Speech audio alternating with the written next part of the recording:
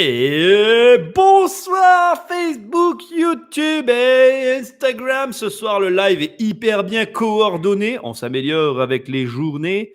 C'est parti, on est sur toutes les plateformes pour une soirée borsicotage. Hein, alors, avant d'attaquer et qu'il y ait un peu le monde qui arrive, tu likes et tu partages si tu arrives sur ce live après coup. Bon, il y en a qui sont déjà là, donc merci d'être là. Je vais laisser un peu le temps à tout le monde d'arriver, n'est-ce pas? On va mettre un petit peu de musique, comme j'ai l'habitude. Un petit peu de musique, elle arrive, la musique. Bonsoir à tous, salut Dim. Salut à tous ceux qui sont déjà là et qui sont pronto à l'heure. Et on va prendre un peu plus de monde pour attaquer ce live sur un sujet important. Hein, les scénarios à Boursier. Salut Benoît. Salut à la famille qui arrive. Moi, je mets un petit peu de musique libre de droit toujours parce que bon, se faire striker là-dessus. Salut Imo, salut Investex, Immobiqueld. Salut Bloc. Ça va être une soirée investisseur. Allez, je vous laisse un peu arriver. Hein. Salut Passion des moteurs. Passion et moteurs. Salut Julien. Ah oui, en plus d'ailleurs, attendez, je vais laisser un peu de musique. Attendez, on va baisser un peu.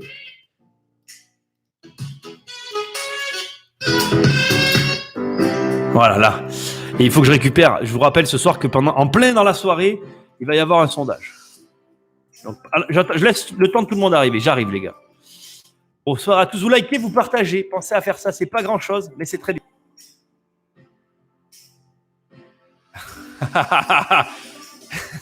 Benoît, première faillite dans le pétrole des gaz de schiste aux États-Unis. C'était téléphoné. On va en parler. Ça, je vais en parler. On va en parler ce soir, c'est le crack boursier. Cool. Je me connecte. Connexion. Oh là là. Bonsoir à tous. Hein. Poisson d'avril. Poisson d'avril. C'est possible aussi, tout est possible. Bonsoir à tout le monde, à tous ceux qui arrivent. Salut Mehdi. Ah. Voilà, bonsoir à tous. Je vous laisse le temps d'arriver. Likez, partagez. Salut Investex. Salut Immobicrueld. Bon, il y en a qui ont des pseudos particuliers quand même. Alors, attendez. Hein. Je récupère juste un truc avant d'attaquer parce qu'en plein milieu, il y aura un petit sondage qui n'a rien à voir avec le schmilblick. Pour ceux qui sont présents hier, vous êtes au courant. Vous avez déjà voté. Mais c'est normal. Voilà. Fais voir, est-ce que les réponses ont évolué depuis hier? Non. C'est normal que je fasse ça, c'est juste pour... voilà. Voilà, comme ça je l'ai, on est bon. Voilà, fais voir si ça marche, si je le mets là. Est-ce que... Ah non, mais j'avais demandé de que ce soit plus court. Raccourcir l'URL. Voilà. Voilà, c'est bon, on est bon. Je le mettrai dans la soirée, je mettrai un petit sondage. Allez, c'est parti. Un peu de musique ou... Ouais, il y a commencé à y avoir du monde. Bonsoir à tous, vous likez, vous partagez. Hein. Salut. Allez, je vais arrêter la musique, on va attaquer. Attendez, passagez bien.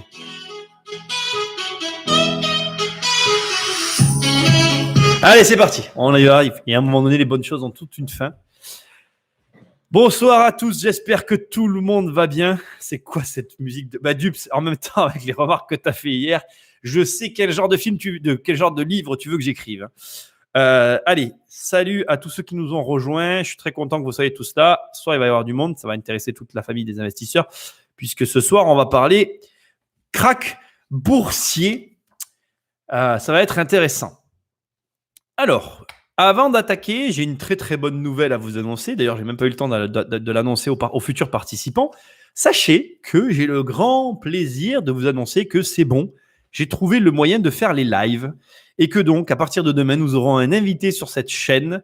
Donc, il va nous parler d'investissement en Pologne. Je vais faire venir d'autres invités pour un petit peu faire une semaine d'invités. Autant, on va décaler le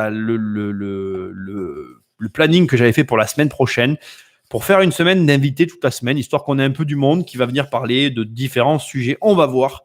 De toute façon, vous serez les premiers informés, puisque vendredi, on en reparlera en fonction de la soirée de demain, selon comment elle va se passer. Je vais m'autoriser à faire venir du monde sur la chaîne. Alors, par contre, j'insiste. Vous savez que, alors, selon où vous m'écoutez, il y a des gens qui nous regardent aussi sur Facebook. Hein, on a quand même, là, au moment où on parle, pour vous donner des notions de...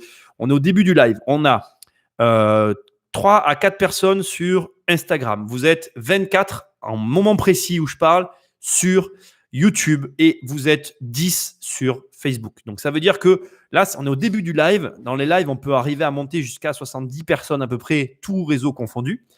Salut Hassan, salut Dups. Et donc, ce que je veux vous dire et qui est très important, c'est que demain, par rapport à l'invité et à tous les invités qui viendront, tout ne pourra que se passer sur Facebook. Donc, je continuerai à diffuser sur les autres plateformes, mais si vous voulez voir l'autre personne et avoir ses réactions, tout ne sera que sur YouTube. Autre élément hyper important, j'ai fait les tests juste avant ce live, pendant 20 minutes à peu près. Il y a un énorme décalage entre, alors ça, j'ai pas réussi à le régler, entre vous et moi, mais genre énorme. Je crois qu'on est à 10 minutes d'écart. Donc, il faudra que vous soyez super, comment on appelle, je trouve pas mes mots, super tolérant dans la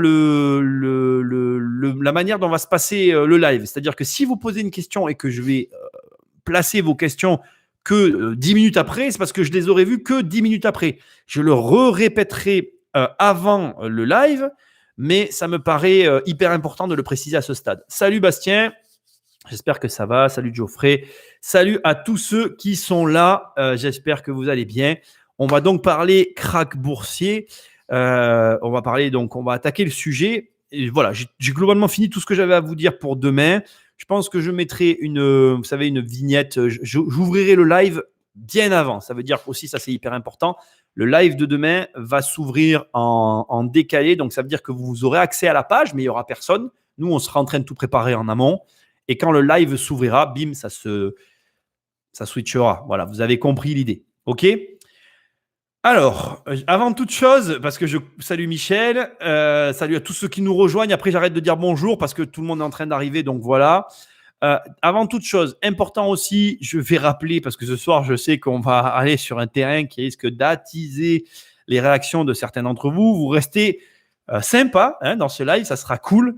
On va essayer je vais vous donner encore une fois un avis personnel déjà sur le sujet. Ça restera un avis personnel. Je vous rappelle aussi que j'aborde les marchés financiers d'une façon très singulière. Ceux qui sont dans les programmes, vous avez pu voir ma manière d'aborder les marchés. Donc, je ne suis pas du tout un day trader. Je vais être très clair avec vous. Je me fous totalement des aléas du marché. Il faut que les choses soient clairement précisées au départ. Donc, vous n'êtes pas face à quelqu'un qui spécule. Je ne suis pas un spéculateur. Alors, je spécule. On spécule tous d'une façon ou d'une autre. Mais ce que j'essaye de vous dire, c'est que je n'ai pas un comportement spéculatif. Je n'essaye pas de gagner de l'argent à court terme. Mes actions sont long-termistes. Donc, c'est très important de le comprendre par rapport à ma vision de tout ce qui pourra être dit durant cette soirée. Dernier élément, je ne suis pas devin, je ne suis pas une oracle, j'ai aucun moyen de prédire l'avenir. Malheureusement, je ne crois pas que qui que ce soit capable de le faire. Maintenant, libre à chacun de croire ce qu'il a envie. Et enfin, pour finir, tout ce que je vais vous donner sont juste, pour certains éléments, juste des fantasmes. D'autres, des spéculations qui peuvent s'avérer exactes. Mais croyez-moi, j'ai aucun moyen de le savoir. OK ? C'est des recommandations, mais il me semblait très important de les préciser. Je vais quand même finir aussi cette partie-là en vous précisant un dernier élément qui me semble fondamental.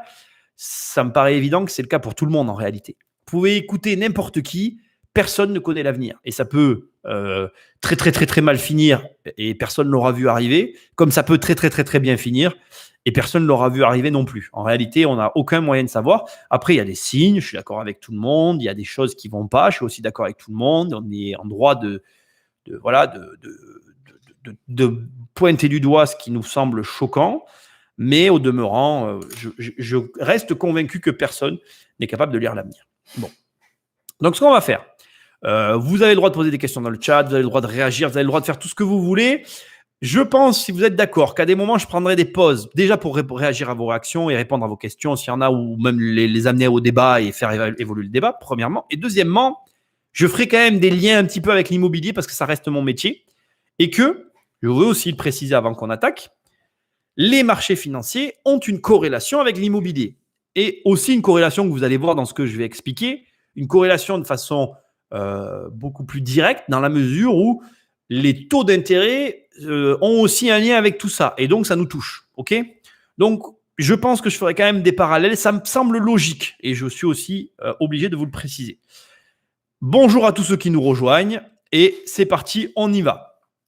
Dupes nous précise avant même que je commence, les marchés US sont en train de dévisser. Salut, vive bien-être. Bonjour à tous, on est parti. Alors, on est parti, on attaque. Il me semblait de manière assez logique d'ouvrir ce live en précisant une chose évidente, mais que j'ai quand même envie d'amener au débat. C'est que au moment où on parle, on reste quand même, n'en déplaise à certains, dans une crise sanitaire avant tout. Ce qui veut dire que la question se pose, et je vous la pose, sommes-nous dans une crise économique? Sommes-nous, alors ça c'est quelque chose que je vais développer après, parce que c'est une théorie que moi j'aurais tendance à soutenir, dans une crise des systèmes? En tout cas, toujours est-il que tout ça a commencé par une crise sanitaire. Donc, bien évidemment, je voudrais aussi vous préciser que ce qui compte avant tout, c'est que nos proches aillent bien.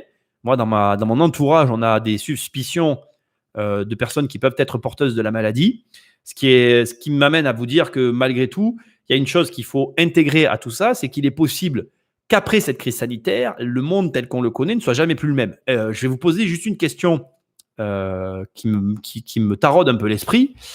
Est-ce que vous croyez qu'après, on va continuer à avoir les mêmes rapports les uns avec les autres? Est-ce que vous pensez que je pense qu'il y a des gens actuellement qui sont un peu en train de se monter un petit peu le bourrichon par rapport à ça. Au demeurant, ils ont raison, hein, parce que je pense qu'il vaut mieux être pour le coup, les gens qui sont un peu excessifs ont raison de l'être dans une situation comme celle-ci. Mais est-ce que, et vous allez voir où je veux en venir, est-ce que vous ne pensez pas qu'après ça, il ne va pas y avoir des conséquences sur nos manières de vivre?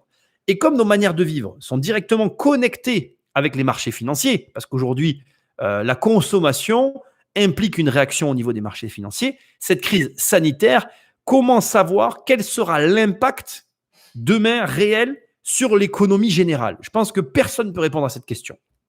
Et je vais en reparler un petit peu, mais des sociétés qui nous ont fait doucement rigoler. Moi, j'ai regardé, comme vous tous, comment on appelle, et je vous l'ai dit hein, à un moment donné, j'ai regardé Qui veut être mon associé.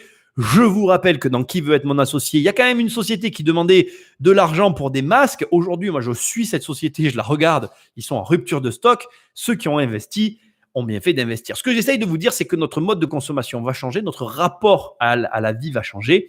Il y a des gens qui portaient des masques avant cette crise sanitaire. Il y a des gens qui vont peut-être, plus de gens qui vont porter des masques après. Et donc, il va y avoir l'émergence de nouveaux marchés auxquels on n'est pas habitué à être confronté. Je pense notamment le fait de porter des masques. Je sais, il y en a qui vont réagir, je prendrai vos réactions après.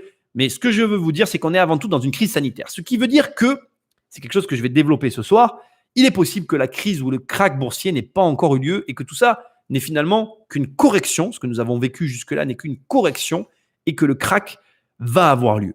Donc, ce qui va être intéressant ce soir, c'est de voir si vous êtes d'accord avec ça ou pas, si c'est une éventualité que vous êtes prêt à entendre, ce qui signifie qu'en fait, on vient de se prendre juste qu'un premier mur et qu'il y a encore d'autres murs à traverser. Il faut être réaliste. J'ai vu qu'il y en a qui disent qu'il commence à y avoir des faillites financières, mais il faut que vous sachiez qu'il y a des billets qui circulent sur le fait que l'économie réelle commence à être touchée à une échelle assez élevée, puisque tu as par exemple aux États-Unis des personnes, on m'a envoyé l'article tout à l'heure, tu as des personnes qui aujourd'hui déclarent qu'elles ne peuvent pas payer leur loyer aux États-Unis parce qu'ils sont à ras les pâquerettes. Et de toute façon, de tout temps, ça a été pareil. Les crises génèrent des situations difficiles qui font que certaines personnes ne s'en sortent pas et d'autres oui. Et on va être tout à fait franc, on a tendance aussi à surévaluer la situation de certains. On va se dire que telle société va clairement passer la crise et que telle autre ne va clairement pas la passer. Et on va être sûrement surpris à la sortie de la crise de voir que des fois, c'est l'inverse. Et tout ça fait que, encore une fois, voilà, je ne connais pas l'avenir. Donc, j'ai ici devant moi, dans mon petit carnet, comme j'ai fait la dernière fois, des petits scénarios. Je vous ai juste fait l'introduction. Je vais réagir à vos commentaires. On va avancer tranquillement. Et on va après développer les différents scénarios. Alors d'abord, on va commencer par les différents scénarios. Ensuite, on va développer les différentes possibilités liées, alors pas au scénario, liées à différents scénarios, mais ça sera en corrélation, vous êtes d'accord avec moi. Donc je vous explique. En gros, je vais vous dire coronavirus jour J. Aujourd'hui, on sait qu'il y a le corona et que donc on est confiné.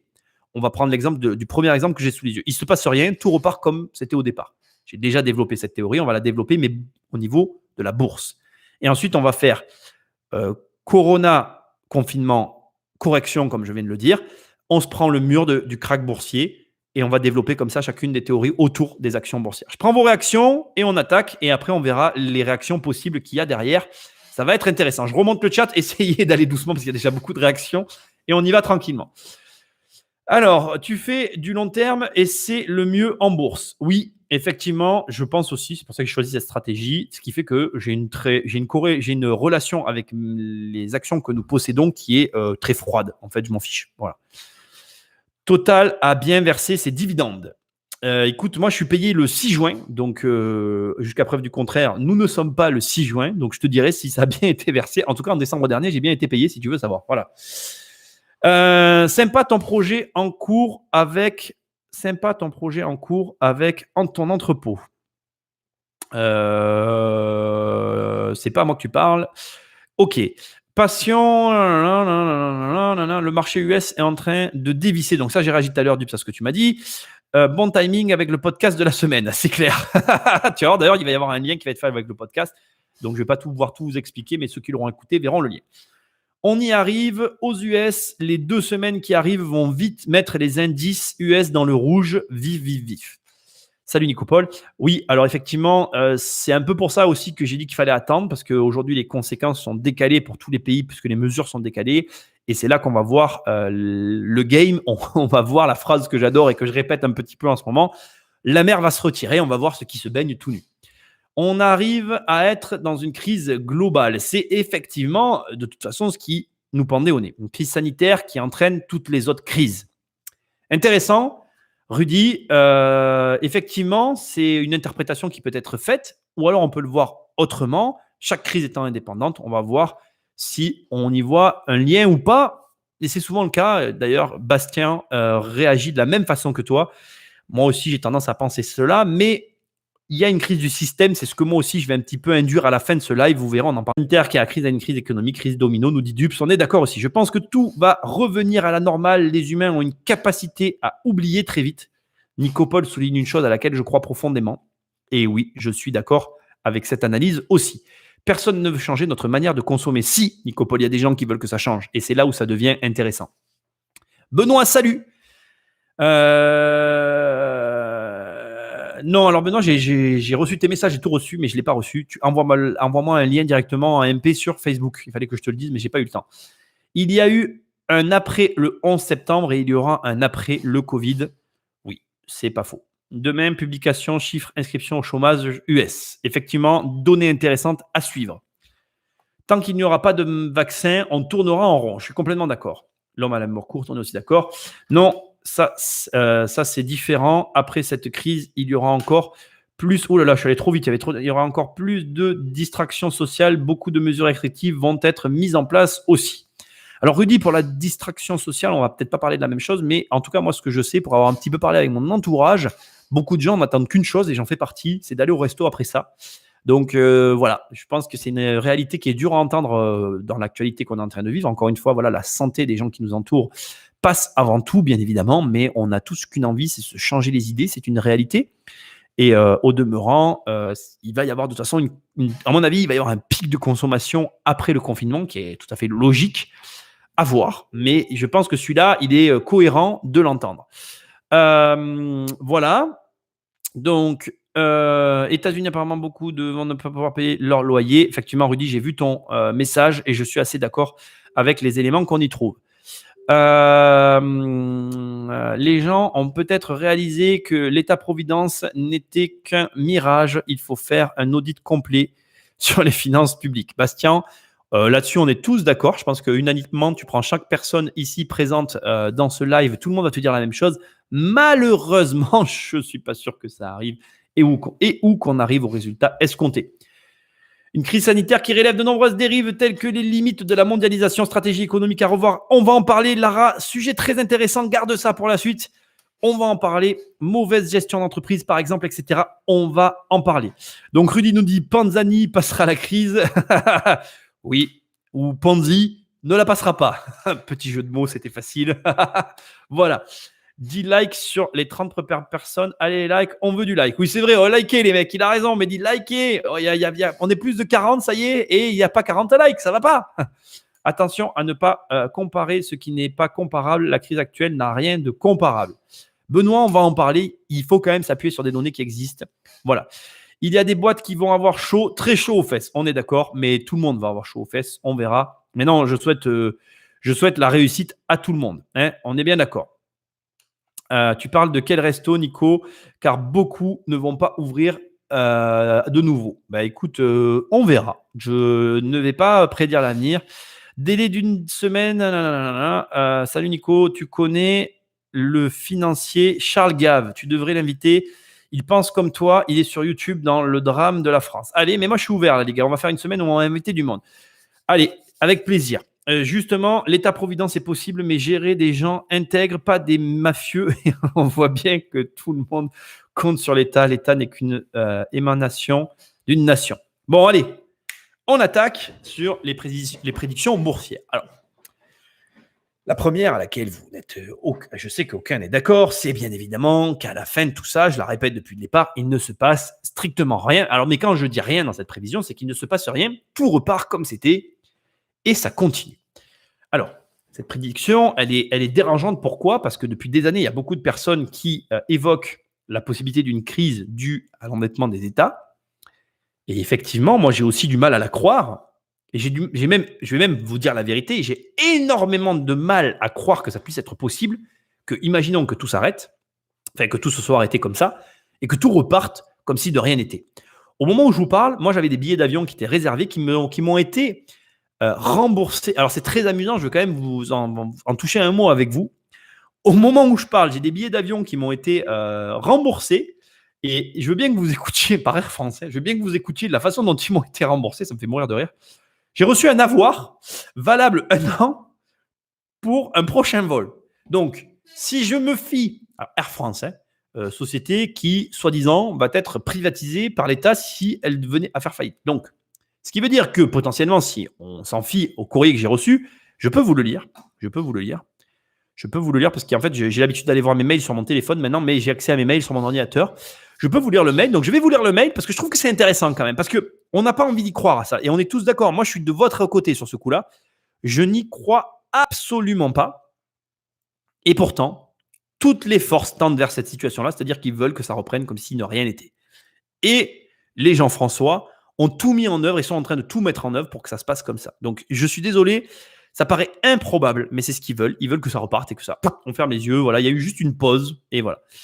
Si jamais ça arrive, j'ai 2 desiderata fondamentaux. Le premier qui est que j'espère qu'on refera des pauses tous les ans parce que je trouve que pour le monde, pour l'écosystème, je sais, ça paraît dingue qu'un capitaliste comme moi parle comme ça. Mais voilà, pour l'écosystème, je trouve que c'est très bon ce qui s'est passé. Voilà, mais bon, bref, voilà. Et en tout cas, ce qui est super intéressant, c'est de voir ce qui m'a été écrit. Bonjour Nicolas, vous connaissez mon nom de famille, hein. Nous vous confirmons vos avoirs. Un passager avec les sous-références suivantes. Chaque avoir est non accessible. J'aime beaucoup déjà. Valable 1 an à compter de sa date d'émission. Il peut être utilisé en totalité ou partiellement pour l'achat de billets d'avion ou d'options, bagages, sièges repas, etc. sur les vols Air France, KLM, Delta Airlines et Virgin Atlantic directement sur notre site internet ou auprès d'un point de vente Air France ou KLM. Chaque passager peut utiliser 2 avoirs pour une réservation dans la limite des 3 avoirs dans un même dossier de réservation. Si vous n'avez pas utilisé votre avoir, il deviendra remboursable après 1 an. Nous regrettons les désagréments causés par cette situation exceptionnelle et vous remercions pour votre compréhension. Je vais être franc avec toi, je n'avais pas lu la fin du message où on disait que j'étais remboursé, mais soyons honnêtes, tel que c'est présenté là, on dirait que ça s'est juste arrêté, que ça va reprendre à la suite et c'est ce vers quoi tendent toutes les forces qu'il y a en présence. Maintenant, est-ce que ça va arriver? C'est une autre histoire. Je vous donne les scénarios possibles. Il y a un deuxième scénario qui est pour moi le scénario auquel je crois le plus. Je vous le dis d'ores et déjà, ça enlève un petit peu le suspense, qui est le scénario suivant. L'arrêt sur image que nous sommes en train de vivre se passe tel qu'il se passe là. On retourne à la normale et on va se prendre le mur dont nous parlons tous depuis tant d'années. Quand? Je ne sais pas. Ça peut arriver dans 1 an, ça peut arriver dans 6 mois, ça peut arriver dans 4 ans. On n'a aucun moyen de le savoir. Mais c'est ce vers quoi on tend. Dans les 2 scénarios que je viens de vous décrire, il faut que vous intégriez que, c'est un fait quand même important que je veux préciser, ça sous-entendrait que la bourse telle qu'elle est là, elle est arrivée à son niveau le plus bas. Et on en reste là. Ce qui veut dire que ceux qui ont acheté avant le rebond du chat mort là, qui a eu lieu il y a quelques temps, là, ben, ce sont ceux-là qui ont fait les meilleures affaires. Et tous ceux qui n'ont pas acheté, ce qui veut dire toi et moi et la plupart des gens, on est passé à côté du truc. Tout est possible. Hein. Encore une fois, voilà. Ceux qui vont regarder ce live dans 2 ans, y compris moi-même, on va peut-être bien rigoler en m'écoutant parce que ça sera passé complètement différemment. Mais voilà les 2 premiers scénarios que j'ai notés. Troisième scénario, toujours lié aux courbes que nous avons sous les yeux. Et en réalité, je crois, enfin, j'ai tendance aussi, je crois aussi en cette version-là, un peu moins qu'en l'autre, mais moi je crois en celle-là. On vient de vivre une correction. Donc, correction, ça veut dire quoi? Ça veut dire que tout ce qu'on a vécu, c'est juste que les niveaux qu'on avait atteints, c'était encore du n'importe quoi. On arrive à un niveau normal et là, on va vivre un crack. Aujourd'hui, c'est ce jeu-là auquel je joue. Pourtant, tu vois, c'est marrant, je t'ai dit que je croyais plus à l'autre scénario. Et là, je veux que tu t'inspires de ce que je suis en train de te dire. C'est assez intéressant. Je te dis que je crois plus en une chose et pourtant, j'agis à l'encontre de cette croyance que j'ai. Pourquoi? Parce que je pense malgré tout qu'il va y avoir un crack. J'arrive pas à m'enlever ça de la tête. Je pense que tu fais partie de ceux-là. Il y a des chances, peut-être pas. Nous verrons bien. Encore une fois, j'ai aucun moyen de connaître l'avenir. Donc, on est dans une phase de correction, ce qui veut dire que les prix que tu vois et qui sont apparus là sont ni plus ni moins en réalité que une correction d'un tarif qui était juste trop élevé et le crack va arriver. Ce qui va dans le sens des données que vous m'avez énumérées précédemment, les chiffres du chômage qui sont en train de tomber pour les États-Unis, les premières conséquences réelles dues au confinement des Américains qui vont elles-mêmes rajouter une couche par-dessus ce que le marché vient déjà de subir et qui va arriver jusqu'à mettre le marché à mal. Ceci étant, ce qu'on sous-estime aussi, c'est que, et ça je suis obligé de vous le dire et de vous le préciser, c'est ce qui met à mal aussi ma théorie, la Chine sort de la crise, ne vous en déplaise, ne vous en déplaise. Alors sort de la crise, tout est relatif. En attendant, les masques, on les commande là-bas. On en parlera après de ça aussi, hein, mais voilà, vous m'avez compris. Ça aussi, ça joue quand même dans la balance. Et ça joue en notre défaveur, malheureusement. Le crack a déjà eu lieu. Alors là, dans tout ce que je viens de développer, finalement, il n'y a eu qu'une version où il y avait un crack. Mais donc, s'il n'y a qu'une version où il y a un crack, je veux dire que le crack a déjà eu lieu. Et dans cette version-là, si le crack a déjà eu lieu, et ça aussi, c'est une version qui est potentiellement réelle et qui est dure à entendre, qu'est-ce qui se passe après un crack? Ça remonte. Je sais, c'est dur à entendre, mais c'est une possibilité.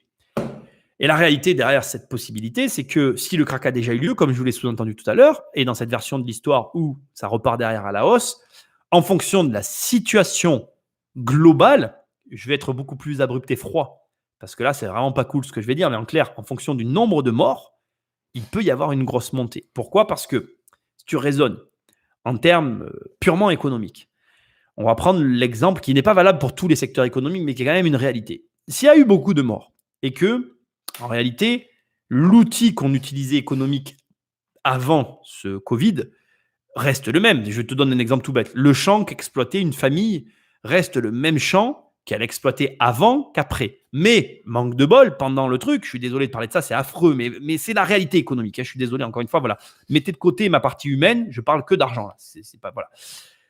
Ce même champ qui était exploité par la même famille a eu des morts. Donc, je te dis une bêtise, famille de 5 personnes. Il y a 2 personnes qui sont mortes. Le champ est toujours là. Donc, tu es d'accord avec moi? Le champ produit la même chose, génère le même bénéfice, sauf que les 3 personnes, elles gagnent plus d'argent puisqu'il y a 2 personnes qui sont mortes.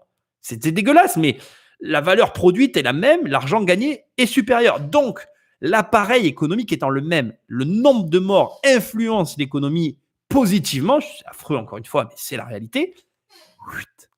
Ça monte. Alors, ça monte.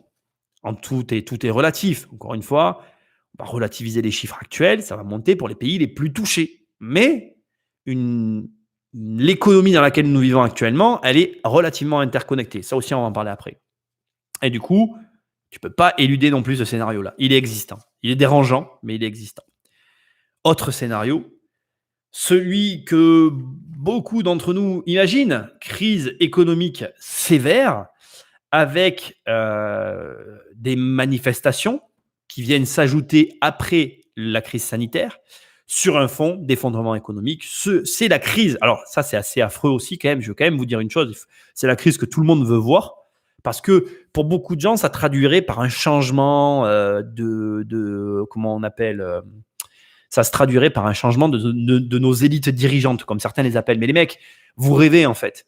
On a tué le roi pour mettre en place des parlementaires ou des Jean-François. Moi, je les appelle des Jean-François, mais c'est ces gens qui nous dirigent. Mais si vous tuez les Jean-François, vous allez remettre en place un système qui, à ses débuts, effectivement, va peut-être faire preuve d'une grande, comment je vais dire, d'une grande impartialité et justice, mais dirigé par des hommes, voilà.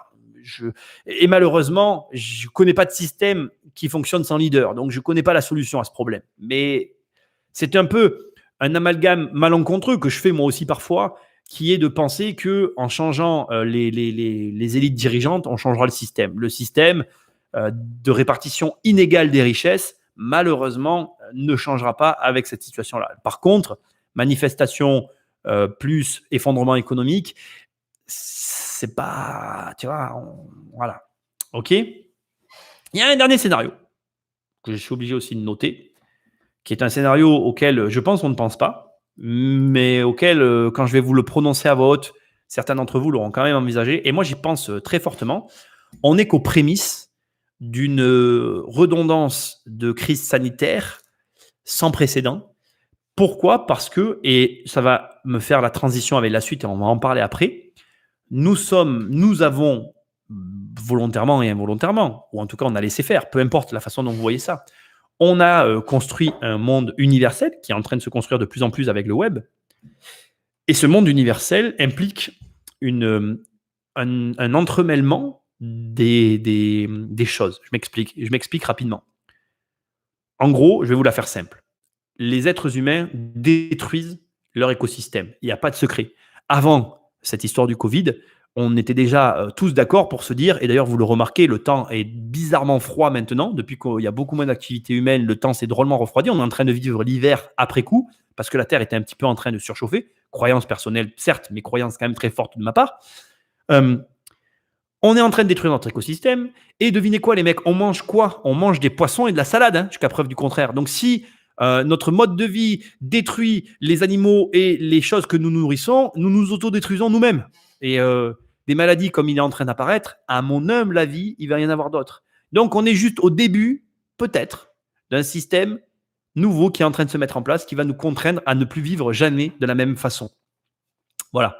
Et donc cette crise, qui a l'air d'être une crise économique, n'est qu'en fait le début d'une succession de crises sanitaires qu'on va chercher à éviter, parce qu'aujourd'hui, on a les moyens de chercher à les éviter. Avant, on ne pouvait pas le faire, ce qu'on est en train de faire là. On ne pouvait pas communiquer entre nous à l'échelle mondiale et se dire, hey, les gars, arrêtez de sortir, sinon on va tous crever. Là, aujourd'hui, tu as les moyens de le faire. Et on est en train aussi de découvrir qu'on a des moyens autres de travailler et de vivre, qui ne sont pas hyper agréables, je le consens, mais qui sont une réalité. Et du coup, ça pourrait entraîner un changement économique et complètement remanier un système qui va être forcément mis à mal, parce que du coup, le système tel qu'il a été pensé était pensé pour la façon dont on pouvait vivre, mais peut-être qu'on ne peut plus vivre de cette façon-là. Et du coup, là encore, les prédictions qu'on est en train de faire, même toutes les prédictions qu'on voit sur le web de la bourse, j'en ai écouté aucune, les gars, donc je ne sais pas si ce que j'ai dit a déjà été dit, mais c'est du flan en fait, parce que la réalité, c'est que ce qui est en train de se passer, c'est une contrainte par nos modes de vie passés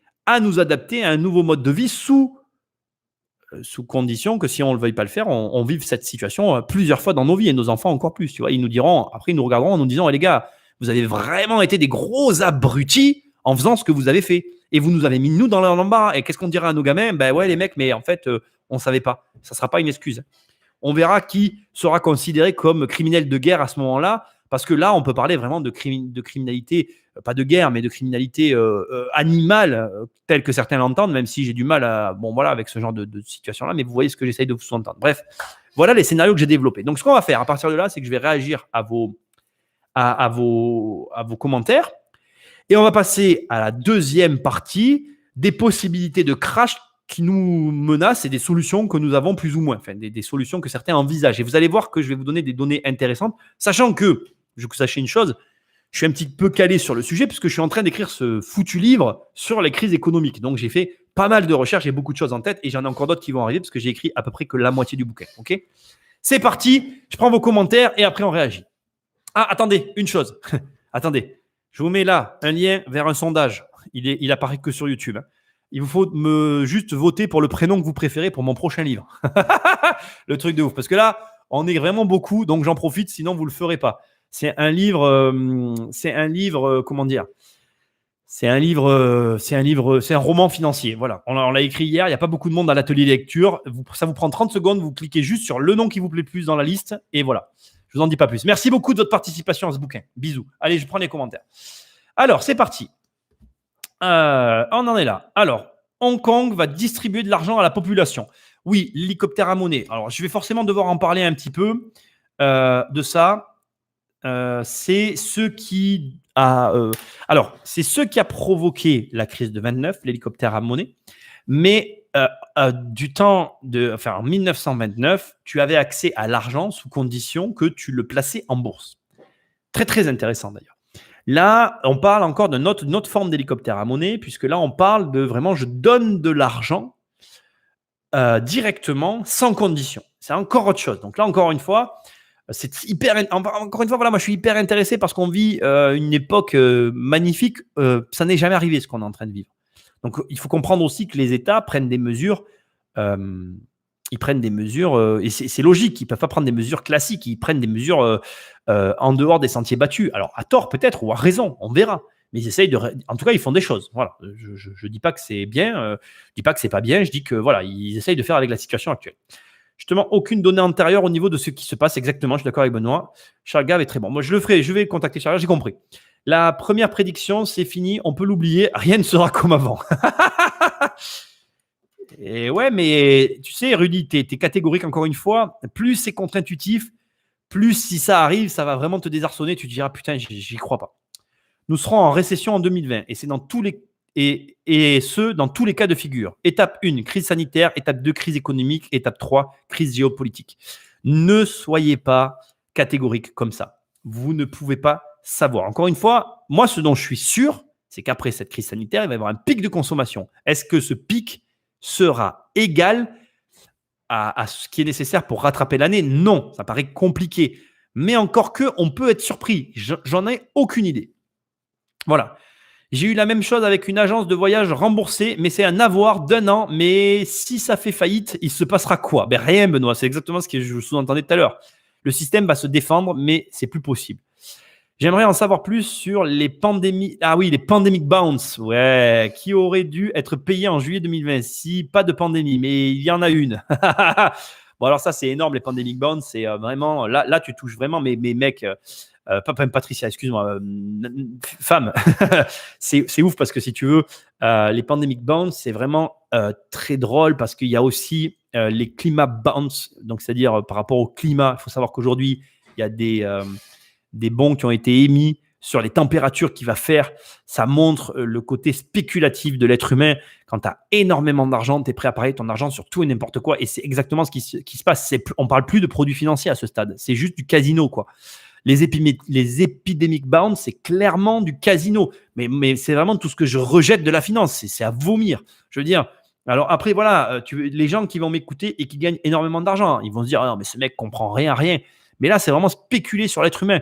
Les epidemic bounce, c'est vraiment ce qu'il faut suivre aujourd'hui parce que ça va vraiment être représentatif, de mon point de vue, des limites de la finance et de son côté à vomir, dégoûtant, le mauvais de l'homme, il est là. Et si tu veux, peu importe ce qui va arriver à ça, tu vas voir le pire de l'homme parce qu'ils ne vont pas vouloir payer, parce que du coup, c'est arrivé, donc les mecs ne vont pas vouloir payer. C'est comme quand ton assureur, il t'assure en fait. Il est d'accord de t'assurer sous condition qu'il n'est pas à te rembourser. Parce que le business model des assurances, c'est quoi? C'est qu'il ne faut pas que tous les assurés, en même temps, demandent leur prime d'assurance. Sinon, l'assureur est dans la merde, tu vois. Ben là, c'est pareil en fait. La finance, c'est exactement la même chose. Et là, tu te rends compte pourquoi beaucoup de gens n'aiment pas l'assurance et la banque pour cette face-là. Mais après, heureusement, comme dans tout, il y a du positif et du négatif. Mais les epidemic bounce, c'est vraiment un sujet. Il faudrait presque faire il faudrait presque faire une émission que là-dessus. Voilà. Mais c'est vraiment le pire de l'humanité pour moi. Et voilà, Nico voulait s'expatrier à l'île Maurice, voyage annulé. Non, pas du tout. Nico, il a jamais. Alors vraiment, je vais te dire, rassurez-vous les mecs, vous ne me verrez jamais aller à l'île Maurice. Vraiment. Je vais vous dire un truc, ça peut faire sourire beaucoup de monde. Il y a longtemps, dans une vie antérieure, j'ai eu une histoire avec une fille qui vivait en Corse. Donc, j'ai été en Corse. Donc, la Corse, je veux dire, j'adore la Corse. Je kiffe cette île. Voilà, j'ai eu la chance d'y passer un moment dans ma vie. J'en parle même pas dans mon bouquin, vous voyez, donc je vous révèle une partie de ma vie dont j'ai jamais parlé. Je vais vous dire mon sentiment après être resté un certain long moment en Corse. Je me sentais pas bien. Je ne suis pas un insulaire. Je ne serai jamais un insulaire. J'ai besoin dans mon esprit de savoir que je suis sur un grand continent. J'aime bien l'idée de pouvoir aller où je veux, même si je vais nulle part. C'est assez débile. Allez pas chercher à comprendre. Il n'y a pas de logique derrière ça. Je ne pourrais pas vivre sur une île. Je me rappellerai très bien en Corse. Il y a un endroit en Corse. Moi, j'étais dans le nord de la Corse, vers Bastia. Il y a un moment donné en Corse, quand tu descends de Bastia, pour ceux qui connaissent, quand tu redescends de Massinadjo vers Bastia, il y a un endroit, tu as une descente comme ça. Et là, tu as une vue sur la Corse où tu vois l'est et l'ouest. Tu as la vue des deux côtés. Et là, tu te rends compte que c'est sur une île, en fait. Tu vois le début et la fin. Et là, je sais pas. Je me sens, tu vois, comme les gens avant qui dessinaient la Terre plate. Je me dis, la Terre, elle est plate, en fait. Et je me sentais pas bien, en fait. Voilà, j'ai besoin de savoir que c'est infini, en fait. Je me sens bien dans un endroit infini, moins bien dans un endroit fini. Voilà, c'est comme ça. Bref, passons. J'ai fait. Là, tu m'as mis la pièce sur un truc qui n'a aucun lien avec le schmilblick. Salut Dups. Les prix ne sont pas corrélés. Oui, je suis d'accord avec Dups. Dups nous dit les prix sont encore trop hauts, c'est pas encore corrélé avec la réalité. Donc Dups est d'accord avec moi quand je dis que on n'est que dans une correction. Le crack n'est pas encore arrivé. Moi, c'est ma sensation depuis le départ. Oui, je peux sauter de 10 étages et atterrir sur mes jambes. Il y en a beaucoup qui sont d'accord avec ça. La Chine, attends, je suis allé trop bas. Oh là là, j'aime pas quand je fais ça. La Chine est frappée par une deuxième vague, me dit Rudy. Je suis pas au courant, tu vois. Là, ces derniers jours, on n'a pas regardé la télé, je m'en porte pas plus mal. Enfin, l'économie chinoise est à plat. L'économie chinoise est à plat, car c'est eux qui produisent et nous qui consommons. Hormis les masques, bref, nous sommes un ensemble et donc on repart tous ensemble. Aussi, je suis d'accord avec ce que dit Mehdi. Bonne analyse. Non, ça n'est pas la même région. Pardon. Le crack a eu lieu en Europe et tu as raté l'occasion d'acheter à la baisse. Par paramètres aux US, il faut encore attendre une petite semaine. Moi, je pense aussi. C'était une région non impactée. 2019, gilet jaune. 2020, coronavirus. Il enchaîne les galères, Jean-François. Là, ça c'est sûr. J'aimerais pas être à sa place. Même pas pour son salaire.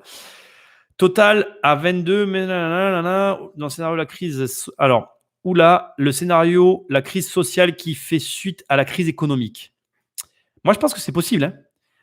Tous Millionnaires nous dit que c'est le pire scénario, mais pourtant, je l'ai déjà dit dans d'autres lives, c'est le meilleur moment pour tous ceux qui veulent se faire entendre d'intervenir. Hein. Si aujourd'hui, les gens interviennent après le Covid-19, l'État, il est à genoux, hein, c'est fini. Hein. Si derrière, les gilets jaunes, ils remettent une couche, là, ils tuent la bête. Hein. Ils la tuent.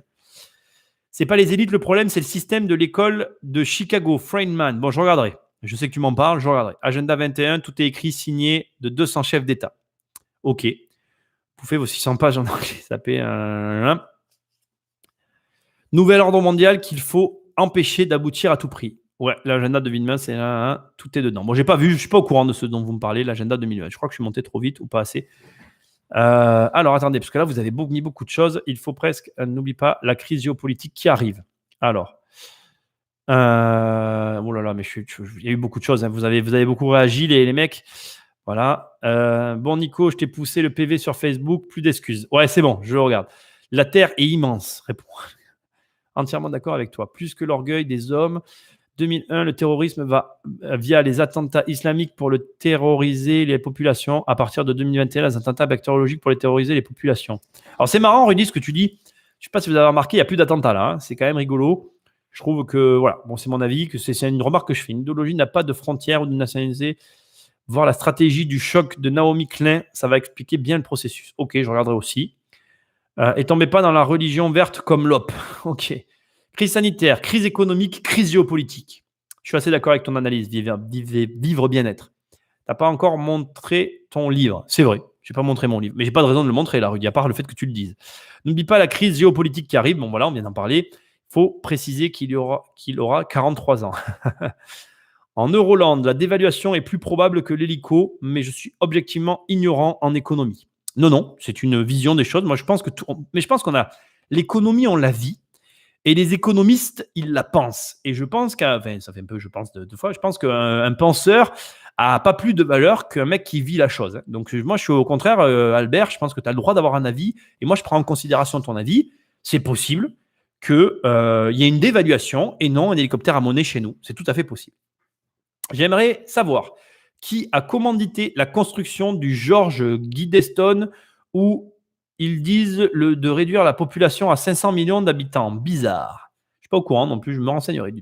Depuis la réunion du G20 du 20 novembre 2008 à Washington, je suis attentivement les démarches des grands argentiers pour mettre en place la réforme monétaire demandée par le concert des nations européennes unies. Je pense que c'est ce que tu voulais dire.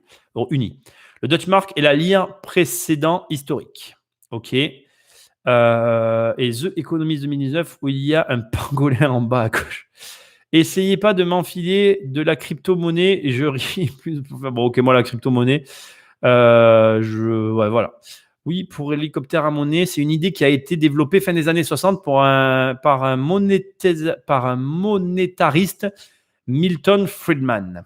Vous l'aurez compris, le reset est en marche. À vous de prendre les mesures qui s'imposent pour en s'offrir le moins possible, voire pour en tirer profit. Si vous lisez Egon von Greyerz, ok, les conséquences inflationnistes peuvent être énormes. Et un baby boom, les enfants de Corona. Ah oui, c'est possible aussi. On l'a pas mis en place, ça. Il peut y avoir un baby boom parce que là, il peut y avoir beaucoup d'enfants qui sont faits puisqu'on n'a rien d'autre à faire que des enfants en ce moment. Les gars, faites des gamins. Tu es catégoriste aussi, Nico, quand tu dis il y aura un pic de consommation. En fait, on a tous un avis, mais rien n'est jamais sûr. On est d'accord. Moi, je suis assez catégorique que, ouais, sur le pic de consommation, je suis sûr qu'il y sera. Le pic de consommation, il sera là. C'est obligé. Après, quelles conséquences il aura, difficile de le savoir. Spéculer sur les assurances, sur votre mort, je ne suis pas étonné qu'ils spéculent sur la pandémie. Ah, mais ça, c'est certain, Albert. Planification n'est pas spéculation, c'est un curseur par marché, par secteur. Cherchons le juste milieu. Je suis complètement d'accord avec Albert. Vers le plein emploi, sur le court et moyen terme, la valeur des actions, des obligations et des monnaies devrait subir un violent réajustement du fait de l'explosion de la bulle de la dette. Exactement, intéressant, on va en parler. Demandez à Charles Gay pourquoi il est persona non grata aux États-Unis avant de l'encenser. Et l'usure, mec, pourquoi ça fait ça? Des fois, tu sais, d'un coup, ça me descend mon chat, ça m'énerve. Attends, j'étais sur un truc intéressant. Et l'usure, mec, pas que la spéculation. Gagner de l'argent en dormant. Ouais, on va en parler de l'usure aussi. Tout à l'heure, Khalifa, elle a fait une remarque sur Facebook, je vais la donner là. Je finis YouTube et je vais sur Facebook. Florent Kuhn, il y a quoi? C'est vrai qu'il y a un peu brigand. Bon, je n'ai pas compris. Couillon qui je suis, je pile plus 100%. Bon, ok, d'accord. Je vais me faire prendre ma fortune minuscule, peut-être, pour payer la crise à Chypre. J'espère pas. Salut, Souza. Il faut fondre le 1%, nationaliser les banques centrales. Ah, on va en parler aussi. Gloire à Trump. Pas pour moi.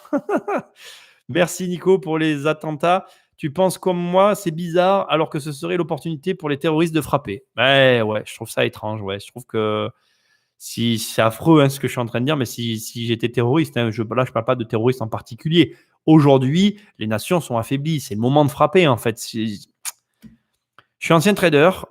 Charles Gave a fait de l'inside trading, délit d'initié, et est sous le coup d'une demande d'interpellation aux USA de la SEC et le FBI veut lui poser quelques questions. Bon, voilà, on a la réponse. Oui, Gateson. Alors, c'est bizarre que personne ne sait qui construit ça. Bon, bref, voilà. Il faut aussi avoir des divorces. Bon, ça, on est d'accord pour les divorces. Pour le pic de spéculation, je suis à 100% d'accord. Le pic pas de spéculation, de consommation.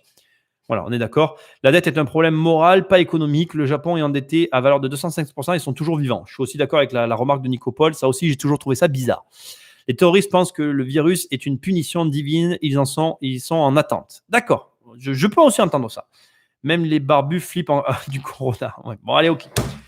Alors, Khalifa dit, du coup, est-ce que les prêts bancaires détruisent l'écosystème? Alors, c'est une corrélation intéressante. Je vais en toucher à un mot parce qu'effectivement, il y a une théoricienne russe qui disait que le prêt, c'est le mal. Enfin, en gros, c'est ce qui va causer la perte du capitalisme tel qu'on le connaît. Et effectivement, le prêt à outrance pose des problèmes. Ce qui va me permettre de faire la transition. Alors, je vais répondre à Khalifa. Est-ce que c'est le prêt directement qui détruit l'écosystème? Je ne sais pas. Mais le crédit permet l'enrichissement de certains individus qui n'y auraient pas accès au départ. Et cette forme de création de richesse, d'une certaine façon, elle accentue le fait enfin, elle accentue, ou enfin, je veux dire ça plutôt comme ça, elle accélère la richesse de certains individus, qui accélère la prise de position d'autres entrepreneurs, qui accélère la destruction de notre écosystème. C'est pas un facteur, c'est comment on va dire, c'est un des points aggravants du système j'arrive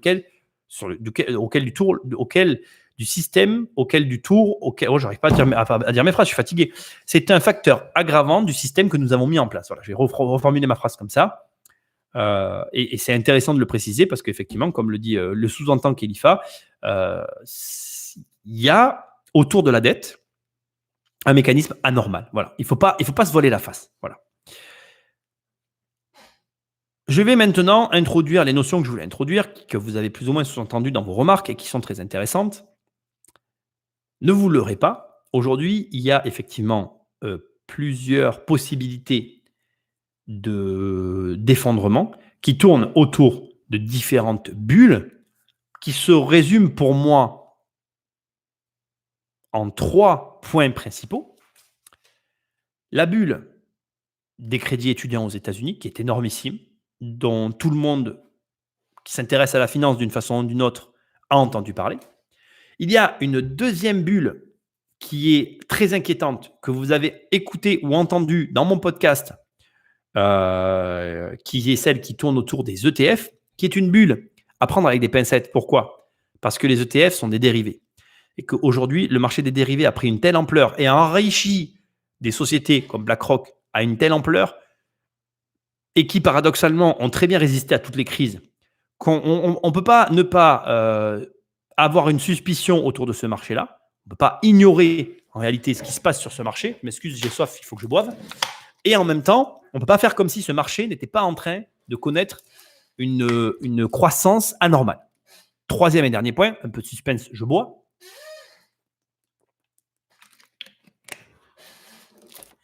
La dette des États, dont on est tous spectateurs depuis des années, mais qui va me permettre aussi de vous parler de l'étalon or et de peut-être des conséquences que vous ne mesurez pas aujourd'hui, qui ne seraient peut-être pas la meilleure des solutions non plus.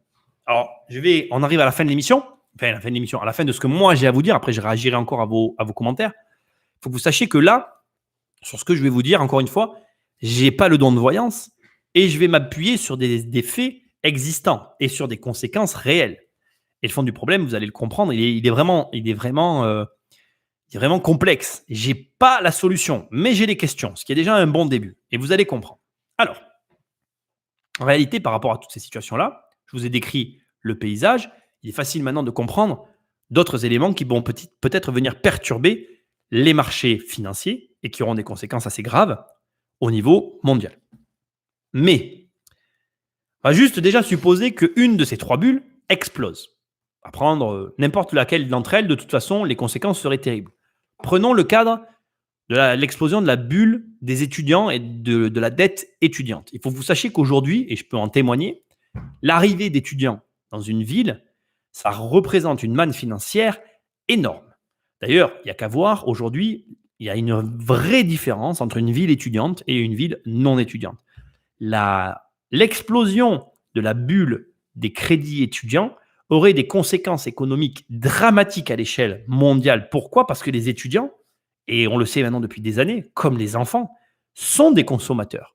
Et des consommateurs qui, plus on avance dans le monde moderne, plus ils pèsent très fort dans la balance, pour plein de raisons. Ne serait-ce que, on va prendre le cas des étudiants chez nous, le statut d'étudiant en France chez nous est un statut opaque, entre guillemets, ne prêtez pas le terme de opaque, un terme tout de suite illégal. Tiens, Rudy, celle-là, elle est pour toi. Et je l'explique dans mon livre. Moi, quand j'ai fait tous mes petits business, j'étais étudiant. Qu'est-ce que je devais clairement déclarer sur ma feuille d'impôt ? J'en sais rien. Par contre, j'étais un consommateur en puissance. Comme je déclarais rien, que je ne payais pas d'impôt, qu'est-ce que je consommais ? Qu'est-ce que je consommais en tant qu'étudiant ? Et dans Devenir riche sans argent, je vous en parle, mais je vous le dis, un étudiant est un consommateur en puissance. Juste un truc que j'ai à vous dire. Regardez le nombre d'étudiants qui ont des Mac. Alors, quand tu connais le prix d'un Mac, alors moi j'en ai beaucoup, je n'ai pas à les critiquer de ce côté-là, mais quand tu vois le nombre d'étudiants qui ont un Mac, c'est juste fou, quoi. Donc, la bulle étudiante, si elle explose, elle va vraiment faire très mal. Bon, premièrement, on ne va pas parler de la bulle des États. Je crois que vous et moi, on sait très bien ce que ça risque. On n'en parle pas. Quant au crack qui peut survenir sur les ETF, bon, ben là, c'est pareil.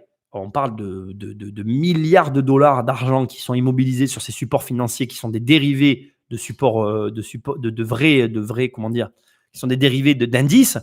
Bon, moi, je vous ai dit dans BlackRock, l'émission, ce que j'en pensais, c'est absolument pas ma came. Mais au demeurant, il y a énormément d'argent qui sont placés là-dedans. Et là où ça devient vicieux, c'est que les sociétés qui émettent ces ETF, pour certaines d'entre elles, sont devenues des sociétés systémiques qui peuvent, à l'échelle planétaire, engendrer clairement une faillite globale. Le problème qu'ont la plupart des gens quand ils parlent, c'est qu'ils n'ont aucune notion géopolitique. Et c'est là où ça va être intéressant ce que je vais vous expliquer. La géopolitique, c'est quoi? C'est ce qu'on a laissé faire, en fait. C'est l'Internet, c'est un petit peu la mondialisation du monde, c'est l'interconnectivité qu'il y a entre tous les États et tout ce qui est en train de se passer. Alors, je vais vous expliquer, c'est très facile. Au terme de ça, au terme de la crise, il peut se passer plusieurs choses. Il peut y avoir une énorme chute des marchés financiers et des mesures qui vont être prises par les États. Une des mesures aujourd'hui qui est la plus opposée finalement à la situation que nous vivons actuelle, qui est la planche à billets.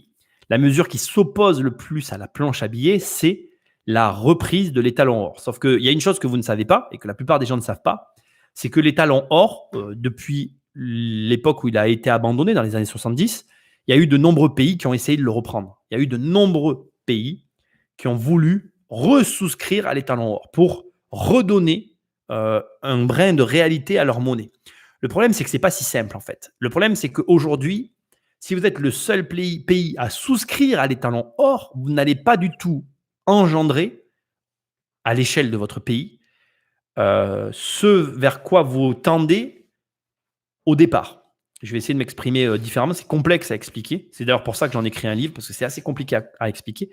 Si tu remets en place l'étalon or, en fait, ce qui va se passer immédiatement, c'est qu'en fait, il va y avoir une hausse des prix à l'interne dans ton pays. Et du coup, comme tes prix vont monter, en fait, parce que du coup, tu vas essayer de faire en sorte que, en fait, l'étalon or, c'est quoi? C'est, tu as un billet, donc un billet de banque. On va dire que ça, c'est un billet de banque. Voilà, ok, j'ai pas de billet, donc on va dire que ça s'en est un. On va dire que ça, c'est un billet de 500 euros. On va imaginer que ce billet de 500 euros, tu dis, moi, je suis Jean-François, président français. Bonjour, j'arrive et je vous dis, voilà, suite à la crise du Covid-19, je décide de remettre en place l'étalon or, je me sépare de la BCE, je quitte l'Europe, je ferme les frontières, je remets l'étalon or et je décide donc que pour 2 billets alors j'évalue mon franc à la valeur de l'euro, donc 500 francs égale 500 euros, parce que l'euro reste, comme font les Anglais, et je dis, voilà, pour que vous ayez une once d'or, il vous faut avoir 1000 euros, donc 2 billets de 500. Le problème, c'est qu'en faisant ça, la valeur interne des produits que tu proposes sur le marché augmente. Comme la valeur interne des produits sur le marché augmente, tes produits se retrouvent en concurrence avec tous les produits qu'il y a sur tous les marchés alentours. Donc, je m'exprime très simplement, on va prendre un truc très basique. On va imaginer que tu produis des oranges. Tes oranges, elles vont coûter plus cher que les oranges qui viennent d'Espagne, elles vont coûter plus cher que les oranges qui viennent d'Italie, elles vont coûter plus cher que toutes les oranges de tous les pays qui ne souscrivent pas à l'étalon or. Pourquoi? Et c'est facile à comprendre. Parce que, en fait, l'absence d'étalon or te permet d'injecter plus de monnaie sur le marché. Comme tu injectes plus de monnaie, la valeur de ta monnaie, elle diminue en fait. Et comme ta valeur diminue, l'étalon or réduit la valeur de ta monnaie puisque l'étalon or fait que tu ne peux avoir des billets qu'en fonction des stocks d'or que tu possèdes. Et du coup, tes prix augmentent. Du coup, qu'est-ce qui se passe? Plus personne n'achète tes oranges. Parce que, regarde, on va être très froid. La vérité, elle est très froide. Toi, consommateur français, tu fumes des clopes. Aujourd'hui déjà aujourd'hui, tu vas en Espagne acheter tes clopes parce qu'elles sont juste moins chères qu'en France. Tu n'en as rien à brère. Hein. Franchement, tu n'en as rien à brère que ton tabatier du coin, il va faire faillite et puis lui, il ne va plus travailler. Tu t'en fous en fait. Tu regardes ton petit intérêt personnel. Mais tu crois qu'il va se passer quoi si tu reviens à l'étalon? Il va se passer la même chose. Du coup, nos prix vont monter. Du coup, plus personne ne commenter. Du coup, il va y avoir des faillites. Du coup, hausse du chômage. Du coup, ça va être le bordel. Du coup, tu vas vite te rendre compte qu'en fait, ça ne va pas aller. Du coup, tu vas devoir agir sur tes taux d'intérêt. Tu vas devoir récupérer la fuite de tes capitaux par une variation de tes taux d'intérêt, généralement à la hausse. Du coup, en étant à la hausse, tu vas diminuer ton investissement. Bon, bref, je ne vais pas te faire le schéma. Ça ne se passe absolument pas comme tu veux. Conclusion, j'en ai peut-être perdu certaines d'entre vous. Le fond du problème dans ce que je suis en train de t'expliquer, c'est que l'étalon or, si tu es seul à l'adopter, eh bien, si tu es seul, encore une fois, j'insiste bien, si tu es seul à l'adopter, ça n'aura pas de l'incidence que tu souhaites avoir. Et le fond du problème, c'est qu'aujourd'hui, on raisonne à l'échelle du monde.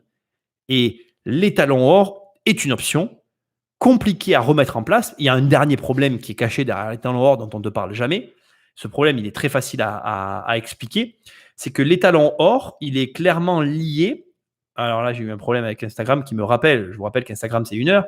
L'étalon or, il est clairement lié à l'or que tu as en stock.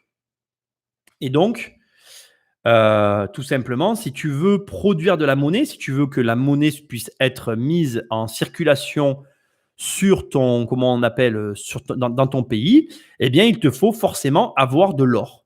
Et donc, pour avoir de l'or, il te faut avoir des mines d'or. Et donc, ta production de monnaie et de richesse, elle est liée avec les stocks d'or sur lesquels tu es assis. Et donc, la richesse de ton pays n'est pas corrélée avec la richesse qu'elle est capable de produire. Je m'exprime. Autrement, si tu as des sociétés qui génèrent énormément de richesses pour le monde entier et qui sont énormément sollicitées, eh bien, en réalité, la richesse qu'elles produisent n'est pas corrélée à la, comment je vais dire, n'est pas corrélée à leur production. Elle est corrélée aussi, entre autres, beaucoup au stock d'or que va avoir le pays. Puis enfin, il y a un dernier élément qui va aussi un petit peu, qui ne fait pas que l'étalon or, c'est la solution à tous les problèmes. L'étalon or, ça fait de toi aussi que tu es dépendant en tant que pays à tes mineurs. Si les mineurs ils font la grève, tu n'as plus d'or. Si tu n'as plus d'or, tu n'as plus d'argent. Si tu n'as plus d'argent, tu es dans le caca. Ça fait une dépendance qui est relativement forte à un seul domaine d'activité qui refait remettre en question quand même la situation globale. Je te laisse finir la réflexion. Bon.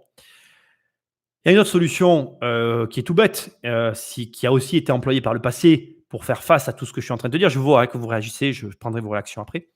Il y a une autre réaction toute bête, en fait, qui consisterait juste à faire remonter les taux d'intérêt. Arrêter de donner de l'argent comme on est en train de le faire. Commencer à faire payer l'argent à tout le monde, comme on avait dans les années 80, des taux d'intérêt à 7, 8, 12%.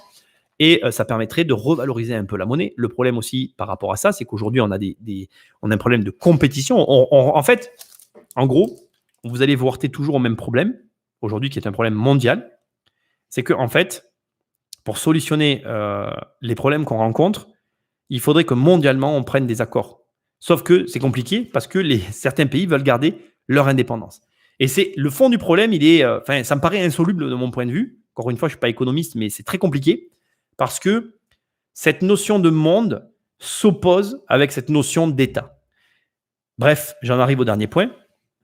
Les entreprises et les États systémiques et la crise du système. Et pour moi, c'est ce que nous sommes en train de vivre. Remettre en cause le système, parce que c'est ça le problème.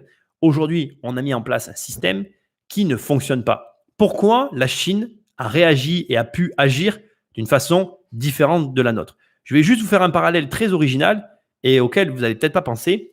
Il y a eu différentes crises financières dans le monde et il y a des crises qui n'ont jamais touché, par exemple, l'URSS. Pourquoi? Parce que dans une dictature, le système est totalement différent. En URSS, à l'époque, quand il y avait l'URSS, du système capitaliste, qui d'ailleurs c'était l'opposition qu'ils avaient, et ils ne connaissaient pas les mêmes problèmes. Et les crises qui pouvaient y avoir aux États-Unis et qui impactaient le monde à l'époque déjà, et c'est intéressant de le voir. À l'époque, quand vous preniez les crises qui ont eu par exemple en 29, la France, elle était indépendante des États-Unis. Réfléchissez à ça. Et la France, elle a pris la crise de plein fouet, alors qu'on était totalement indépendant d'eux. Sauf que, et c'est ça qui était intéressant, c'est de voir que l'URSS, elle n'a pas trop été touchée par la crise. Ce qui donc veut dire, alors il y avait toujours des conséquences, mais ce que j'essaye de vous dire, c'est que on est dans une crise de système. Et ce qu'il va falloir arriver à accepter, c'est que malheureusement, nous, on raisonne, et je crois que tous les pays du monde raisonnent pareil. On raisonne en fonction de nos états, de nos situations individuelles et de ce qu'on voudrait retrouver. Sauf que, les mecs, moi, je suis super heureux de vous retrouver aujourd'hui sur Internet. Et si on veut continuer d'avoir Internet, il va falloir qu'on apprenne à raisonner à échelle mondiale et plus à échelle d'un système d'État indépendant. C'est très compliqué. Je ne dis pas que, encore une fois, j'ai la solution. La vraie question, c'est est-ce qu'on a envie d'aller vers ces nouveaux systèmes-là? Je ne sais pas. Mais ce que je sais, c'est qu'on ne peut pas ignorer tout ça. Alors après, voilà, je vais prendre vos réactions. Il y a plein de choses que j'élude dans mon raisonnement, hein. J'en ai conscience.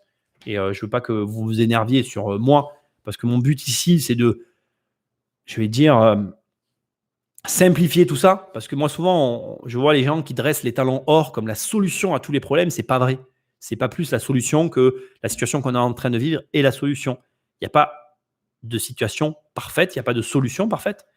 Il va falloir réfléchir peut-être à de nouveaux systèmes, lesquels je ne sais pas. Mais voilà, il faut quand même bien réaliser qu'on est dans quelque chose d'inédit et qu'il va falloir s'y adapter. Comment, je ne sais pas, mais on va voir. Allez, je regarde vos réactions. Je remonte assez haut et on va voir ça.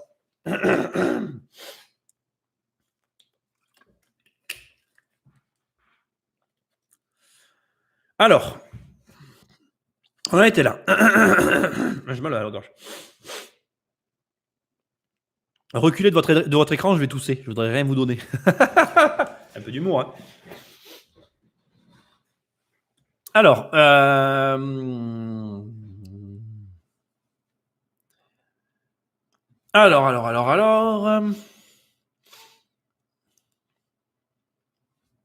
je suis en train de rattraper le fil, hein. Il y a eu pas mal de commentaires. Alors, vous me parlez de Charles, ok.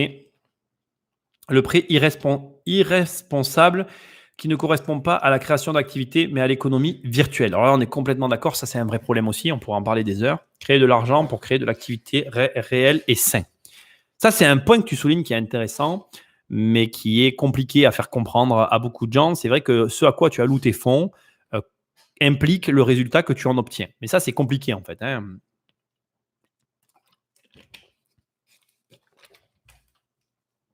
D'ailleurs, Tous Millionnaires pose une question qui est intéressante. Tous Millionnaires nous dit « Le crédit est fondamental à l'économie. J'aimerais bien qu'on m'explique comment faire sans. Et en retournant au troc, point d'interrogation, c'est impossible. » Effectivement, je suis complètement d'accord avec toi. Le crédit, s'il était moral, serait bien. Le problème aujourd'hui, et on le rencontre, moi-même le premier, et je le vois avec les investisseurs immobiliers. Et d'ailleurs, je pense que c'est pour ça qu'aujourd'hui, beaucoup de personnes prennent Crédit Pro au travers du programme 10 millions. Et que j'ai aussi, d'ailleurs, je vous remercie tous pour vos retours élogieux sur le programme, parce qu'aujourd'hui, le crédit est un vrai problème et il demande à être traité. Et effectivement, il faut régler ce problème. Mais la réalité qui est compliquée à contrecarrer, c'est que les banquiers, quand tu vois qu'ils sont capables de gagner 500 millions en 1 heure sur les marchés financiers et qui gagnent même pas pour la majorité des prêts, si tu prends un prêt lambda, la moyenne des prêts rapporte à un banquier 7 000 € par an. Voilà. Donc voilà, je veux dire, je t'ai tout dit. Et c'est la moyenne. Je ne sais pas pourquoi j'ai pris ma calculatrice, mais voilà. Ben, si, je sais pourquoi.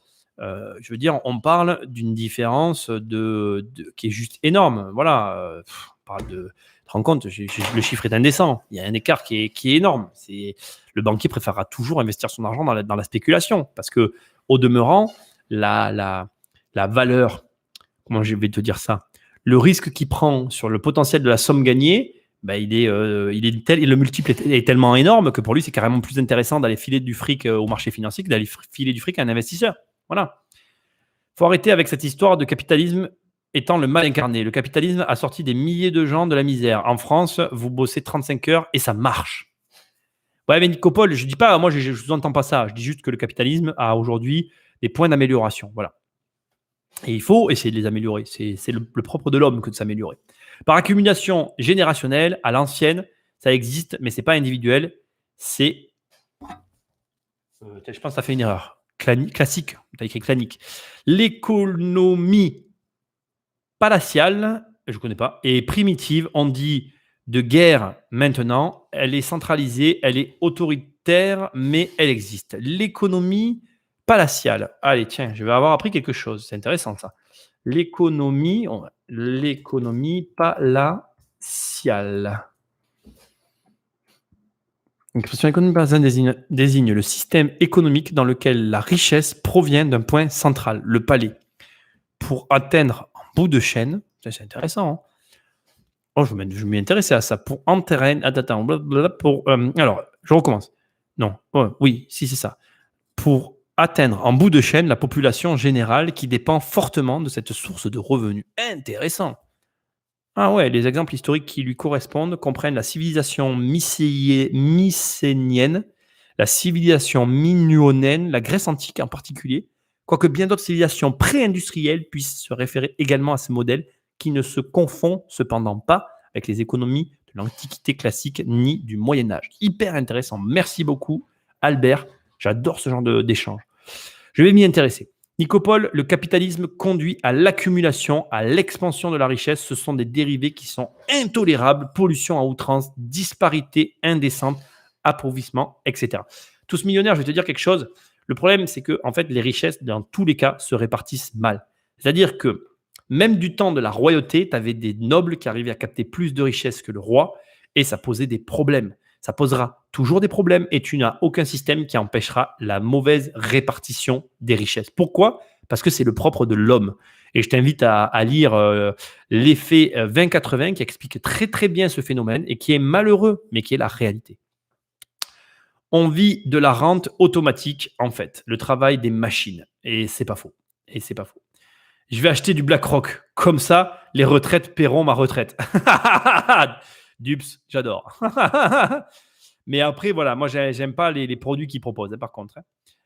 Aladdin by BlackRock à connecter avec la période progicielle de gestion intégrée dramatique chez Orange et la SNCF. Et ouais, mais après, bon, bref, on va pas parler de ça. Le rôle de la bourse a été dévoyé. Alors là, je suis complètement d'accord avec ton analyse. Il faut qu'elle finance les entreprises et l'économie et ne serve pas de casino. Mais alors, pour moi, la bourse, si elle reprenait son rôle premier, elle réglerait beaucoup de problèmes. Tu devrais empêcher les institutions financières d'aller sur les marchés boursiers. Et ça réglerait 80% du problème. Ils seraient obligés de faire avec des vrais investisseurs. Et tu devrais contraindre les banquiers à financer des investisseurs pour les aider à se développer. Alors, ça joue ma parole, c'est la nôtre. Mais bon, voilà. Vision de mon point de vue. L'accumulation est due aux politiques de nos Jean-François. Mets le taux de succession à 80% et tu règles le problème. Mets le taux de succession à 80% et tu règles le problème. Oui, mais les Jean-François, tu sais, ils font de l'évasion fiscale. Hein.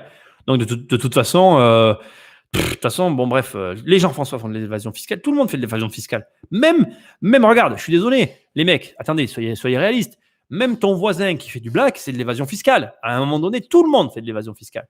Il y a que, et je vais te dire un truc, il y a que les mecs comme moi et les mecs qui ont compris comment marche le système qui n'en font pas. Dans le sens où, si tu prends et encore même pas, parce qu'on fait tous de l'évasion fiscale à notre niveau. Mais ce que j'essaye de te dire, je m'exprime mal, c'est que, bref, je vais encore partir dans autre chose.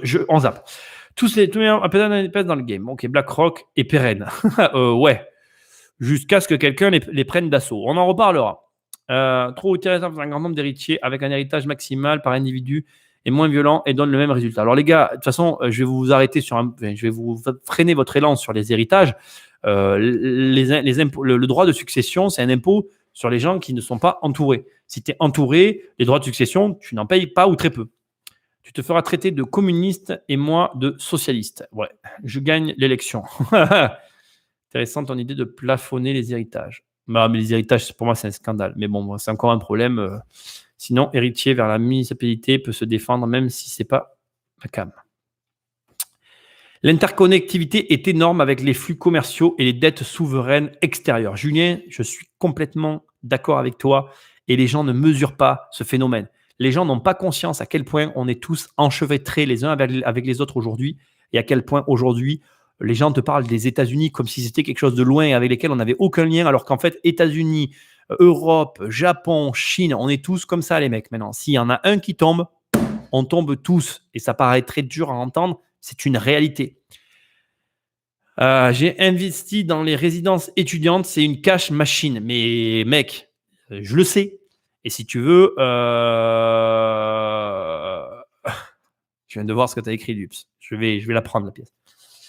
Ouais, c'est un vrai problème, le cas étudiant. C'est un vrai problème et non seulement c'est un problème, mais quand tu vois, même en France aujourd'hui, avec quelle facilité on t'accorde un crédit étudiant, c'est déroutant. Et ça te montre la bulle spéculative qu'il y a derrière les crédits étudiants. Ça en devient hallucinant. Et tu sais sous quel couvert tout ça a été permis? Parce que derrière, on fait signer des cautions à tout va aux parents. Et que qu'est-ce que se disent les créanciers? Je me ferai toujours rembourser par les parents. C'est hallucinant, c'est lunaire. Bref. Dups nous dit, unanimement, je vous le dis, Je crois en notre Jean-François actuel, il va tous nous sauver. Alors écoute, je vais te dire un truc qui énerve toutes les personnes à qui, moi j'aime aucun des Jean-François, mais il y a un truc que je suis obligé de reconnaître, c'est que notre Jean-François, on l'aime ou on l'aime pas, j'en ai rien à brer. En tout cas, c'est un Jean-François qui fait des choses envers et contre tout. Et ça, je suis obligé de le lui reconnaître. Je l'aime quand même pas, parce que encore une fois, il fait rien de constructif de mon point de vue. Mais je peux pas dire qu'il fait pas des choses. Et ça me, à un moment donné, il faut quand même aussi être capable, parce que tous les autres, de vous à moi, de toi à moi, hein, ils n'ont jamais rien fait. Alors je dis pas qu'il fait des bonnes choses, c'est un petit peu le grand malheur de l'histoire, mais au moins il en fait des choses. Voilà. Moi aussi, je jette une pièce un pavé dans la mare. C'est ce que les monarques faisaient. Ils forçaient les trop gros ducs à partager leur héritage. Exactement. Et c'est aussi ce qui a causé leur perte. Ça, on a tendance à pas en parler, tu vois. Et d'ailleurs, c'est une des causes. Tu vois, pour moi, c'est une des causes aussi de la révolution dont on ne parle pas. C'est qu'il y a eu tellement de spoliation de la noblesse qu'à un moment donné, la noblesse a fomenté la révolution. Et ça, on oublie de le dire. Il ne faut pas que vous oubliez, les mecs, que tout n'est qu'une question de fric et d'intérêt. Enfin, surtout d'intérêt. C'est même pas une question d'argent. C'est une question d'intérêt. Et c'est vraiment que ça qui compte. Et si vous acceptez cette règle, vous avez tout compris. On peut indexer l'argent sur le travail, monnaie égale heure, homme, méthode cubaine aussi. Ouais, enfin bon. Bizarrement, Albert, ici tu es dans la famille des investisseurs, je suis pas trop d'accord. Je te laisse finir le raisonnement et comprendre pourquoi. La fin de l'étalon or, les accords de Bretton Woods, la fin de la convertibilité en dollars en or, les accords de la Jamaïque. Ouais, mais bon, après, comme je t'ai expliqué, ça va au-delà de ça. C'est beaucoup plus compliqué que ça, en fait. Partager son héritage avec quelqu'un qui n'a rien fait pour le gagner, non merci. Le problème moderne de l'étalon or, c'est que sa valeur industrielle n'est pas si grande. Le cuivre fait le boulot. Et ça va au-delà de ça, encore une fois, Albert. Le problème, c'est que l'étalon or nous asservit à l'or, finalement. Et tu remplaces finalement, comment je vais dire, tu remplaces un maître par un autre, en fait. Et c'est en quoi, je vois pas en quoi c'est une solution, quoi. Et pour en plus, aujourd'hui, on le sait, pour en plus les problèmes que ça va engendrer derrière. Je suis pas sûr que le jeu en vaille la chandelle. Pour combien de temps et quand est-ce qu'on sort de la crise? Si tu remplaces une crise par une autre crise, tu es toujours en crise, en fait. Pour le coup, l'étalon or sera l'heure de travail. Mais tu vois bien qu'une heure de travail d'un ouvrier n'est pas équivalent à une heure de travail d'un chercheur. Et les gars, c'est hyper intéressant ce que vous êtes en train de dire. Une heure d'un travail du chercheur qui trouve le résultat ou qui trouve le vaccin du Covid et qui le commercialise derrière, c'est pas la même heure de travail qu'un gars qui fait un travail random qui n'a aucun impact mondial, tu vois, à niveau de l'échelle. C'est un problème de valeur. Et la valeur, on la comprend tous. Et c'est le problème que pose l'étalon or.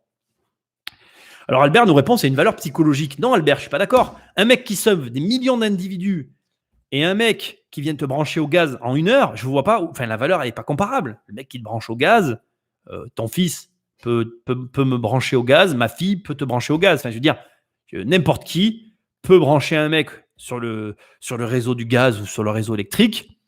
Bon voilà, c'est normal qu'il soit payé pour le faire, ça je ne le remets pas en cause, mais sa valeur elle n'aura jamais rien à voir avec le mec qui trouve le vaccin du Covid. Je veux dire, à un moment donné, ça ne demande pas les mêmes compétences, ça ne demande pas le même temps de travail. Pour peu que le mec il s'inocule le Covid parce qu'il y croit et qu'il s'auto-soigne derrière, ça ne demande pas le même engagement. Je suis désolé, tu peux pas, ça n'existe pas, ça n'existe plus. Il n'y a personne qui acceptera ça. Voilà, mon avis. Abandon de l'étalon or, 15 août 71 pour les USA. Ouais, tu peux mettre des multiples avec des catégories comme on le fait avec des fonctionnaires ABC. Ouais. Albert, on peut parler des fonctionnaires si tu veux. Je pourrais t'en parler longtemps. Aujourd'hui, on le sait, un fonctionnaire est moins productif que dans le privé. Aujourd'hui, on sait quoi aussi, et c'est une donnée très intéressante, on sait qu'un entrepreneur privé arrivera à produire à coût moindre et à vitesse plus rapide un résultat égal à celui d'un fonctionnaire. Moi, je suis pour les fonctionnaires utiles. Et je pense qu'il en manque, il en faut plus. Professeur, tout ce qui est métier tout ce qui est métier par vocation. Fonctionnaire, médecin, ça, on n'en parle pas. Mais le reste, moi, je veux dire, excuse-moi, c'est affreux, mais il y a plein de fonctionnaires. Tu vois, tu prends les conseils généraux, tu prends tous les directeurs des conseils généraux. Je suis désolé de dire ça publiquement, je ne sais pas si vous le saviez, mais il y a énormément de directeurs. Mais je dois tellement le répéter parce que ça m'a tellement choqué, parce que ma mère était imprimeur, elle imprimait les cartes des directeurs des conseils généraux. Quand tu vois le nombre de directeurs qu'il y a dans un conseil général, il faut que tu m'expliques quelle est la valeur et la catégorie de ce mec-là, parce qu'il ne sert à rien. Je veux dire, il est bon à rien. Donc toi, tu sors. Voilà. Mon avis, mon opinion. Voilà. J'ai eu mon moment, tu sais, où j'ai perdu le truc. Alors, il y a quelqu'un qui t'a répondu. Hein, la valeur, je l'ai perdu. Albert, il te disait, Albert, la valeur. Je veux bien poser. Albert, le Venezuela. Non, c'est pas ça. Bon, j'ai perdu le truc. Je suis désolé, ça a switché. Albert, la valeur, c'est le prix que tu donnes à l'objet. Donc, en effet, c'est psychologique. C'est très coco comme approche. Ouais, je te le confirme. Oui, mais une tonne de cuivre, ça sert à quelque chose. Ça, on est d'accord. Et une tonne d'or, ça sert à payer des choses. Donc, ça a aussi une valeur. Ça te fait plusieurs d'étalons. Je veux bien stocker des métaux comme assises, mais des trucs industriels, du lithium, du gallium, du cuivre ou de l'uranium. Ouais, bon, ça, c'est encore un autre débat. Il faudrait voir avec les industriels N années de stock sans importer. Les stocks stratégiques de pétrole découverts, pas exploités, peuvent faire l'affaire. De la cocaïne, pourquoi pas? Ah ouais, la cocaïne, on en reparlera. Albert, le Venezuela a cash banqué sa crypto-monnaie sur ses réserves de pétrole. Intéressant ce que tu viens de dire. Les Français donnent des leçons au monde entier, mais la crise du Covid-19 révèle son sous-développement. Tu en fais partie, Nicolas. Je suis à peu près d'accord avec toi. Alors, j'en fais partie, oui, façon de voir les choses. Après, encore une fois, je pense que c'est à la sortie qu'on le verra. Par contre, je suis complètement d'accord avec toi. Sous-développement, je le dirais pas comme ça. Je dirais, enfin, si je le dirais comme ça. Non, je dirais que je suis hyper déçu parce qu'effectivement, tu vois, moi là où je suis déçu, c'est qu'au vu de la taxation et donc normalement de la répartition qu'on devrait avoir au niveau de nos fonctionnaires, aujourd'hui, on aurait dû avoir un président, Jean-François, qui aurait dû nous dire, les gars, ça va être chaud, mais avec le système que nous avons, qui est le meilleur système médical au monde, on va absorber le choc. Moi, c'était ce que j'aurais aimé qu'ils disent. C'était ce qu'il aurait dû dire. C'est là où il y a une grosse tristesse. Battez-vous pour le service public. Dès que le confinement est fini, on y retourne. Formez des groupes et des associations, élisez quelqu'un et envoyez-eux à l'ADA et à la GG. Moi, je suis désolé, après... Alors, c'est affreux ce que je vais dire. Je ne suis pas de ceux qui prennent part à ce combat-là, même si je le soutiens de tout mon cœur. Mais aujourd'hui, j'ai une vision très, très dure de tout ça. Et je suis assez d'accord avec ce que dit Fulran Kohn, quoi. C'est-à-dire qu'aujourd'hui, pour moi, l'échec, il passe pas au travers. Le combat, il passe pas au travers. Il passe pas au travers de tout ce que tu es en train de dire, Albert. Même si au fond, c'est toi qui as raison.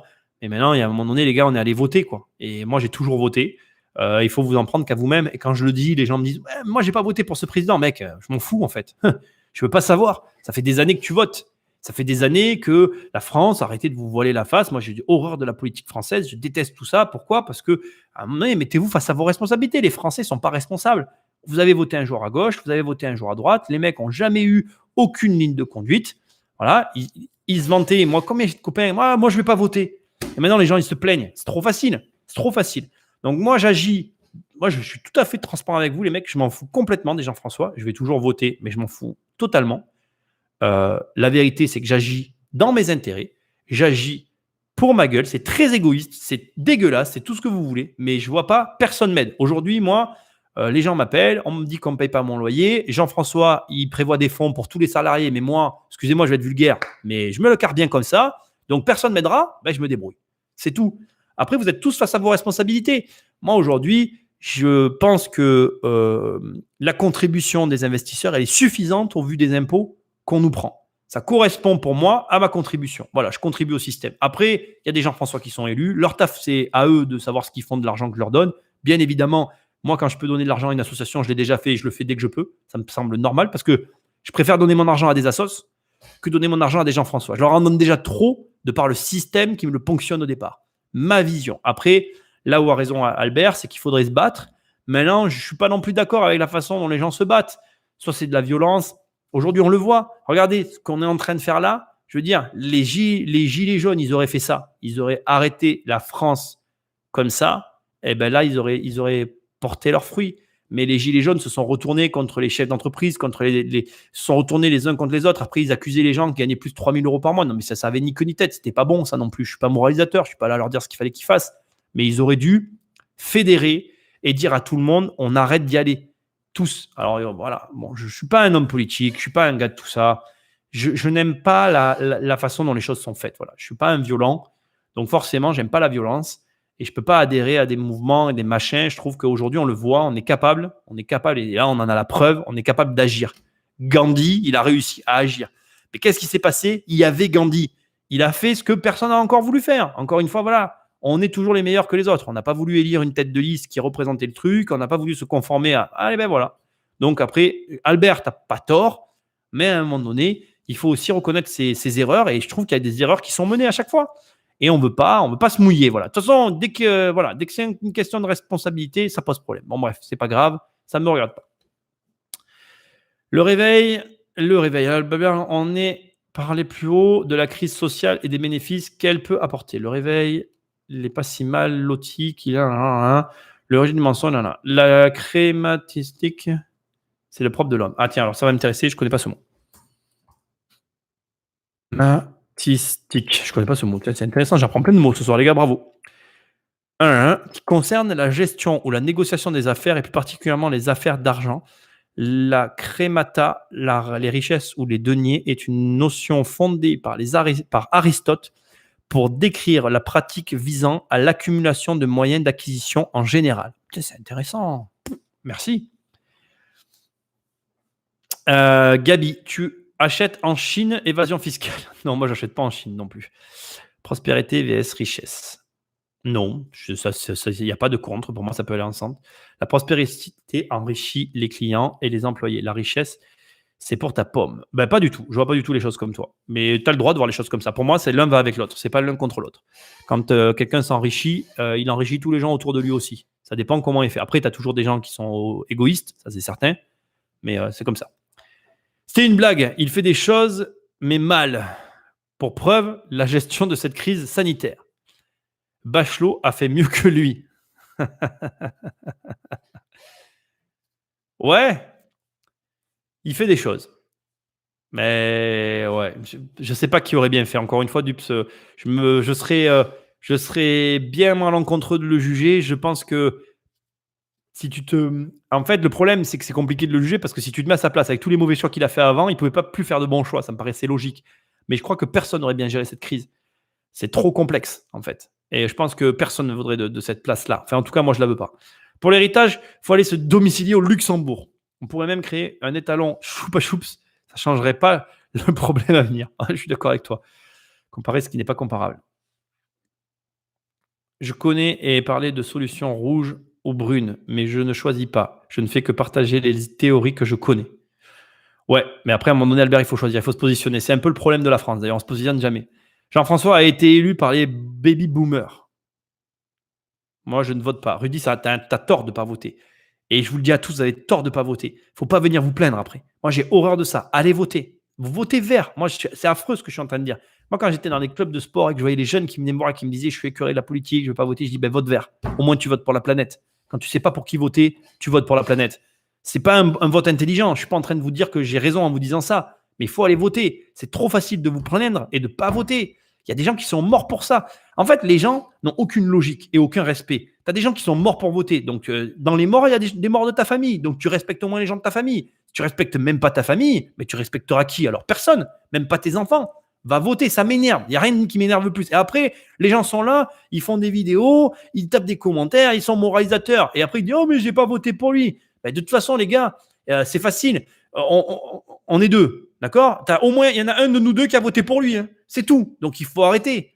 C'est 1 sur 2. Voilà. Donc, alors, me sortez pas les taux d'absentéisme et tout. Je m'en fous, en fait. J'ai horreur de ça. Ça m'énerve. En fait, c'est comme les gens qui jugent, comme quand je me suis énervé la dernière fois que je vous disais, les mecs qui jugent, les gens qui vont voir le professeur Raoult. 100% des gens qui le jugent, ils sont pas malades. Fermez-la. Vous n'êtes pas malade, fermez-la. Si demain, moi, je le dis, je mets de l'argent sur la table. 100% des gens qui risquent de crever, ils iront voir n'importe quel gars, même le pire des dictateurs de l'extrême de gauche qui ne peuvent pas blairer, qui va leur proposer un médicament. Donc, tant que tu n'es pas malade, tu respectes les gens malades et qui sont au bord qui ont mal et tout, tu dis rien et tu les respectes. Voilà, c'est tout. Moi, je dis rien. Moi, honnêtement, je touche du bois, je suis pas malade, je suis très heureux, voilà. Mais je n'émets aucun jugement. Qui sont ces gens pour juger d'autres gens qui ne sont pas malades? Ferme-la. Voilà. Et tu as le droit de vote. Ben, ça se voit que tu n'es pas dans une dictature. Hein. Parce que si tu étais dans une dictature, tu serais en train de pleurer sur une je suis dans une dictature, venez m'aider. Ben, va voter. Ça m'énerve, je vous jure, ça m'énerve. Donc, Rudy, va voter. Je ne suis pas ton père, mais si j'étais ton père, c'est exactement ce que je te dirais. Ça me gave, en fait. Tout le monde devrait voter. Voilà. Et vote vert, voilà. C'est pas un bon conseil, j'en ai conscience, mais intéresse-toi-y et vote pour quelqu'un. Prends parti, putain.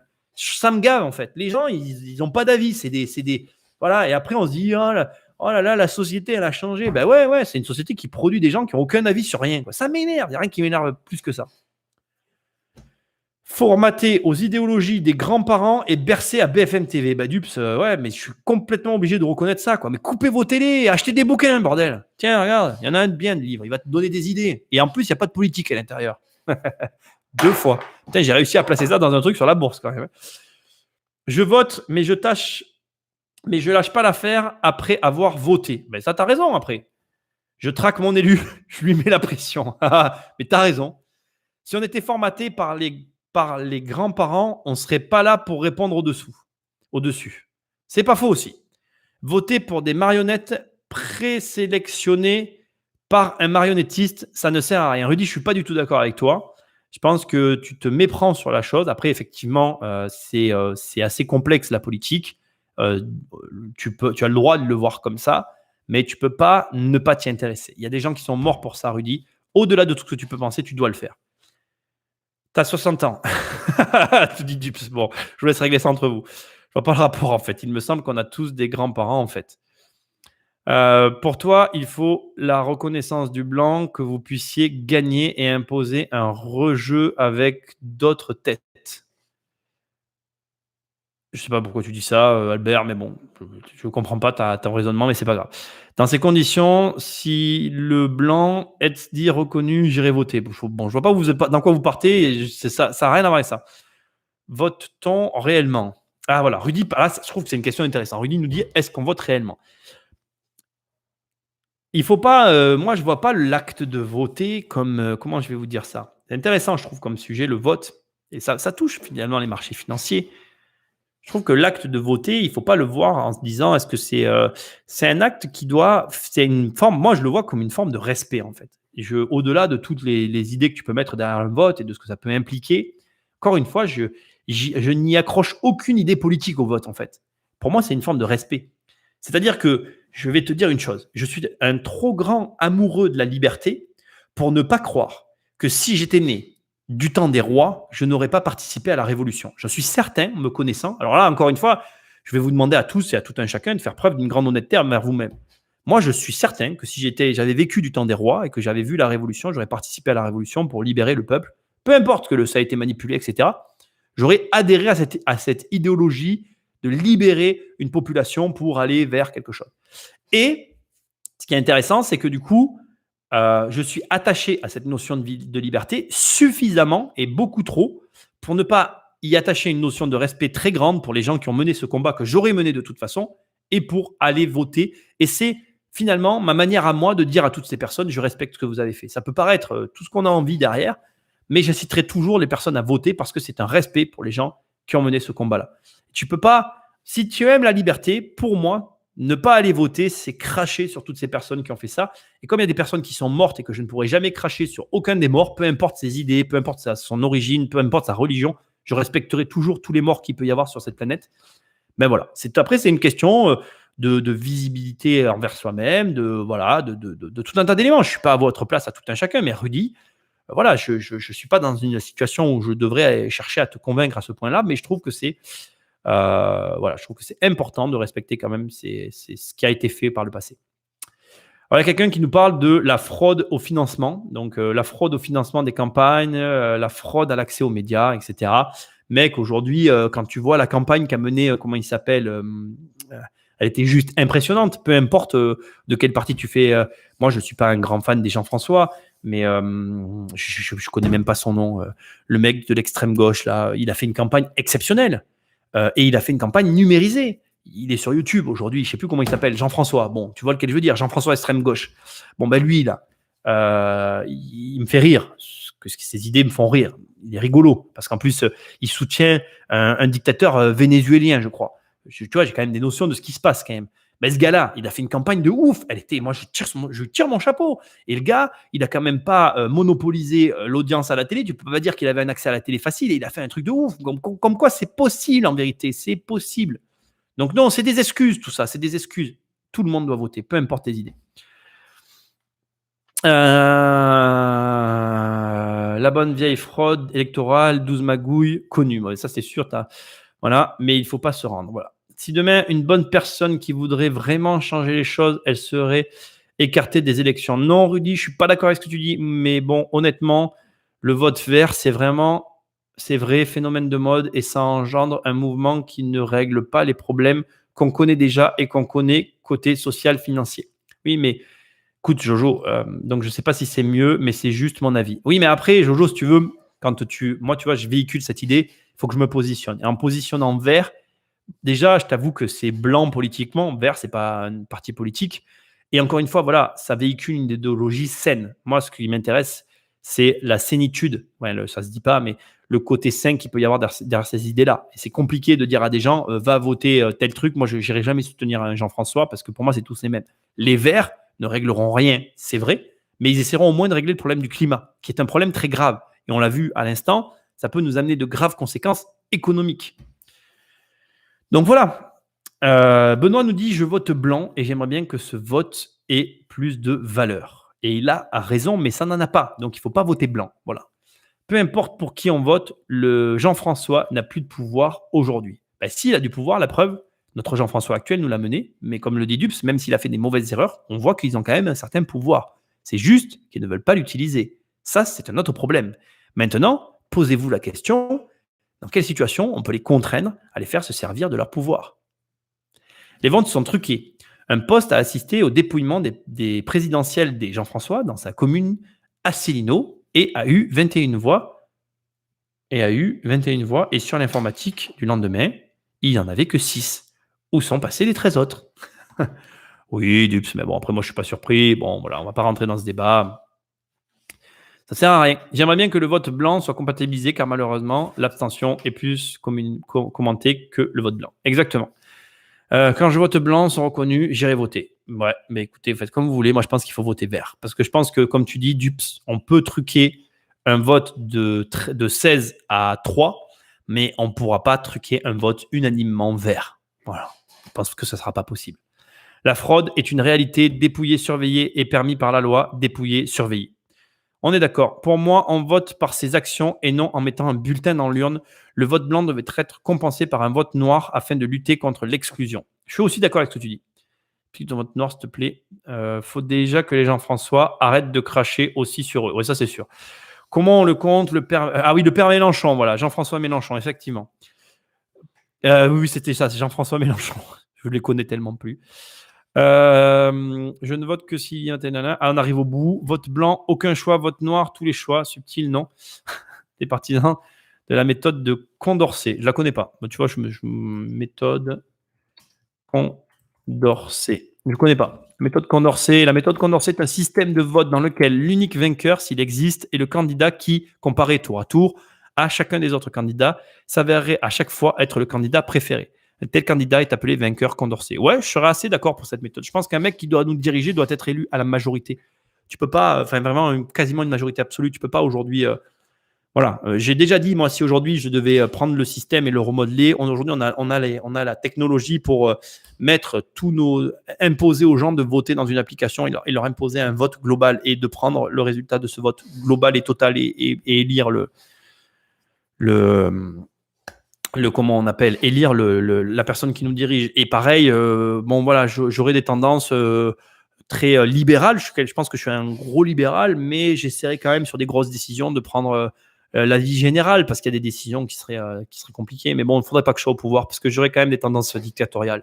Actuellement, je pense qu'un mec comme moi qui prend le pouvoir, dans ses premières années d'exercice, il met en place une dictature, juste parce qu'au début, il faudrait que ce soit violent pour que le passage soit accepté. Et puis qu'une fois que les gens aient bien vu que ce que je mets en place est valable, on prendrait les vraies décisions ensemble, tu vois. Mais il ne faut pas parler avec moi de ça. Je ne serai jamais Jean-François de toute façon. Effectivement, je partage ton avis sur le vote. Au pire, ceux qui disent que le vote ne sert à rien, eh bien, je leur réponds, vote quand même au cas où tu découvres demain que cela sert. Je suis d'accord avec toi, Lara. Ils ne veulent ou ne peuvent pas. Un peu des deux, Dups. Si tu veux mon avis, je pourrais en parler au coin d'une bière, mais j'en parlerai pas ici.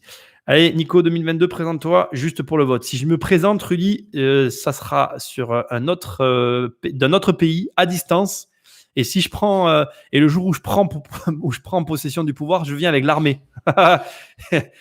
Et encore, je viens, à mon avis, voilà. Bon, écoutez, voilà, ça aura duré un peu plus longtemps.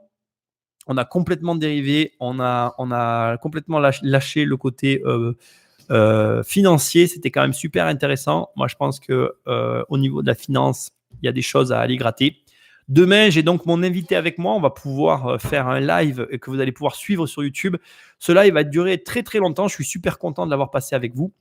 Je vous dis à demain pour la présence avec l'interview. Si vous êtes sur Facebook, il faudra venir sur YouTube pour voir l'interviewé. Pensez à aller pour voir les rediffs des lives sur comment on appelle Podcast Immobilier Compagnie. Merci à tous de votre présence. C'était super intéressant. Je vais contacter les personnes que vous m'avez suggérées dans ce live. Merci à tous d'être présents. Pensez à partager et à liker ces lives. À demain et bonne soirée. Ciao. Tac, tac.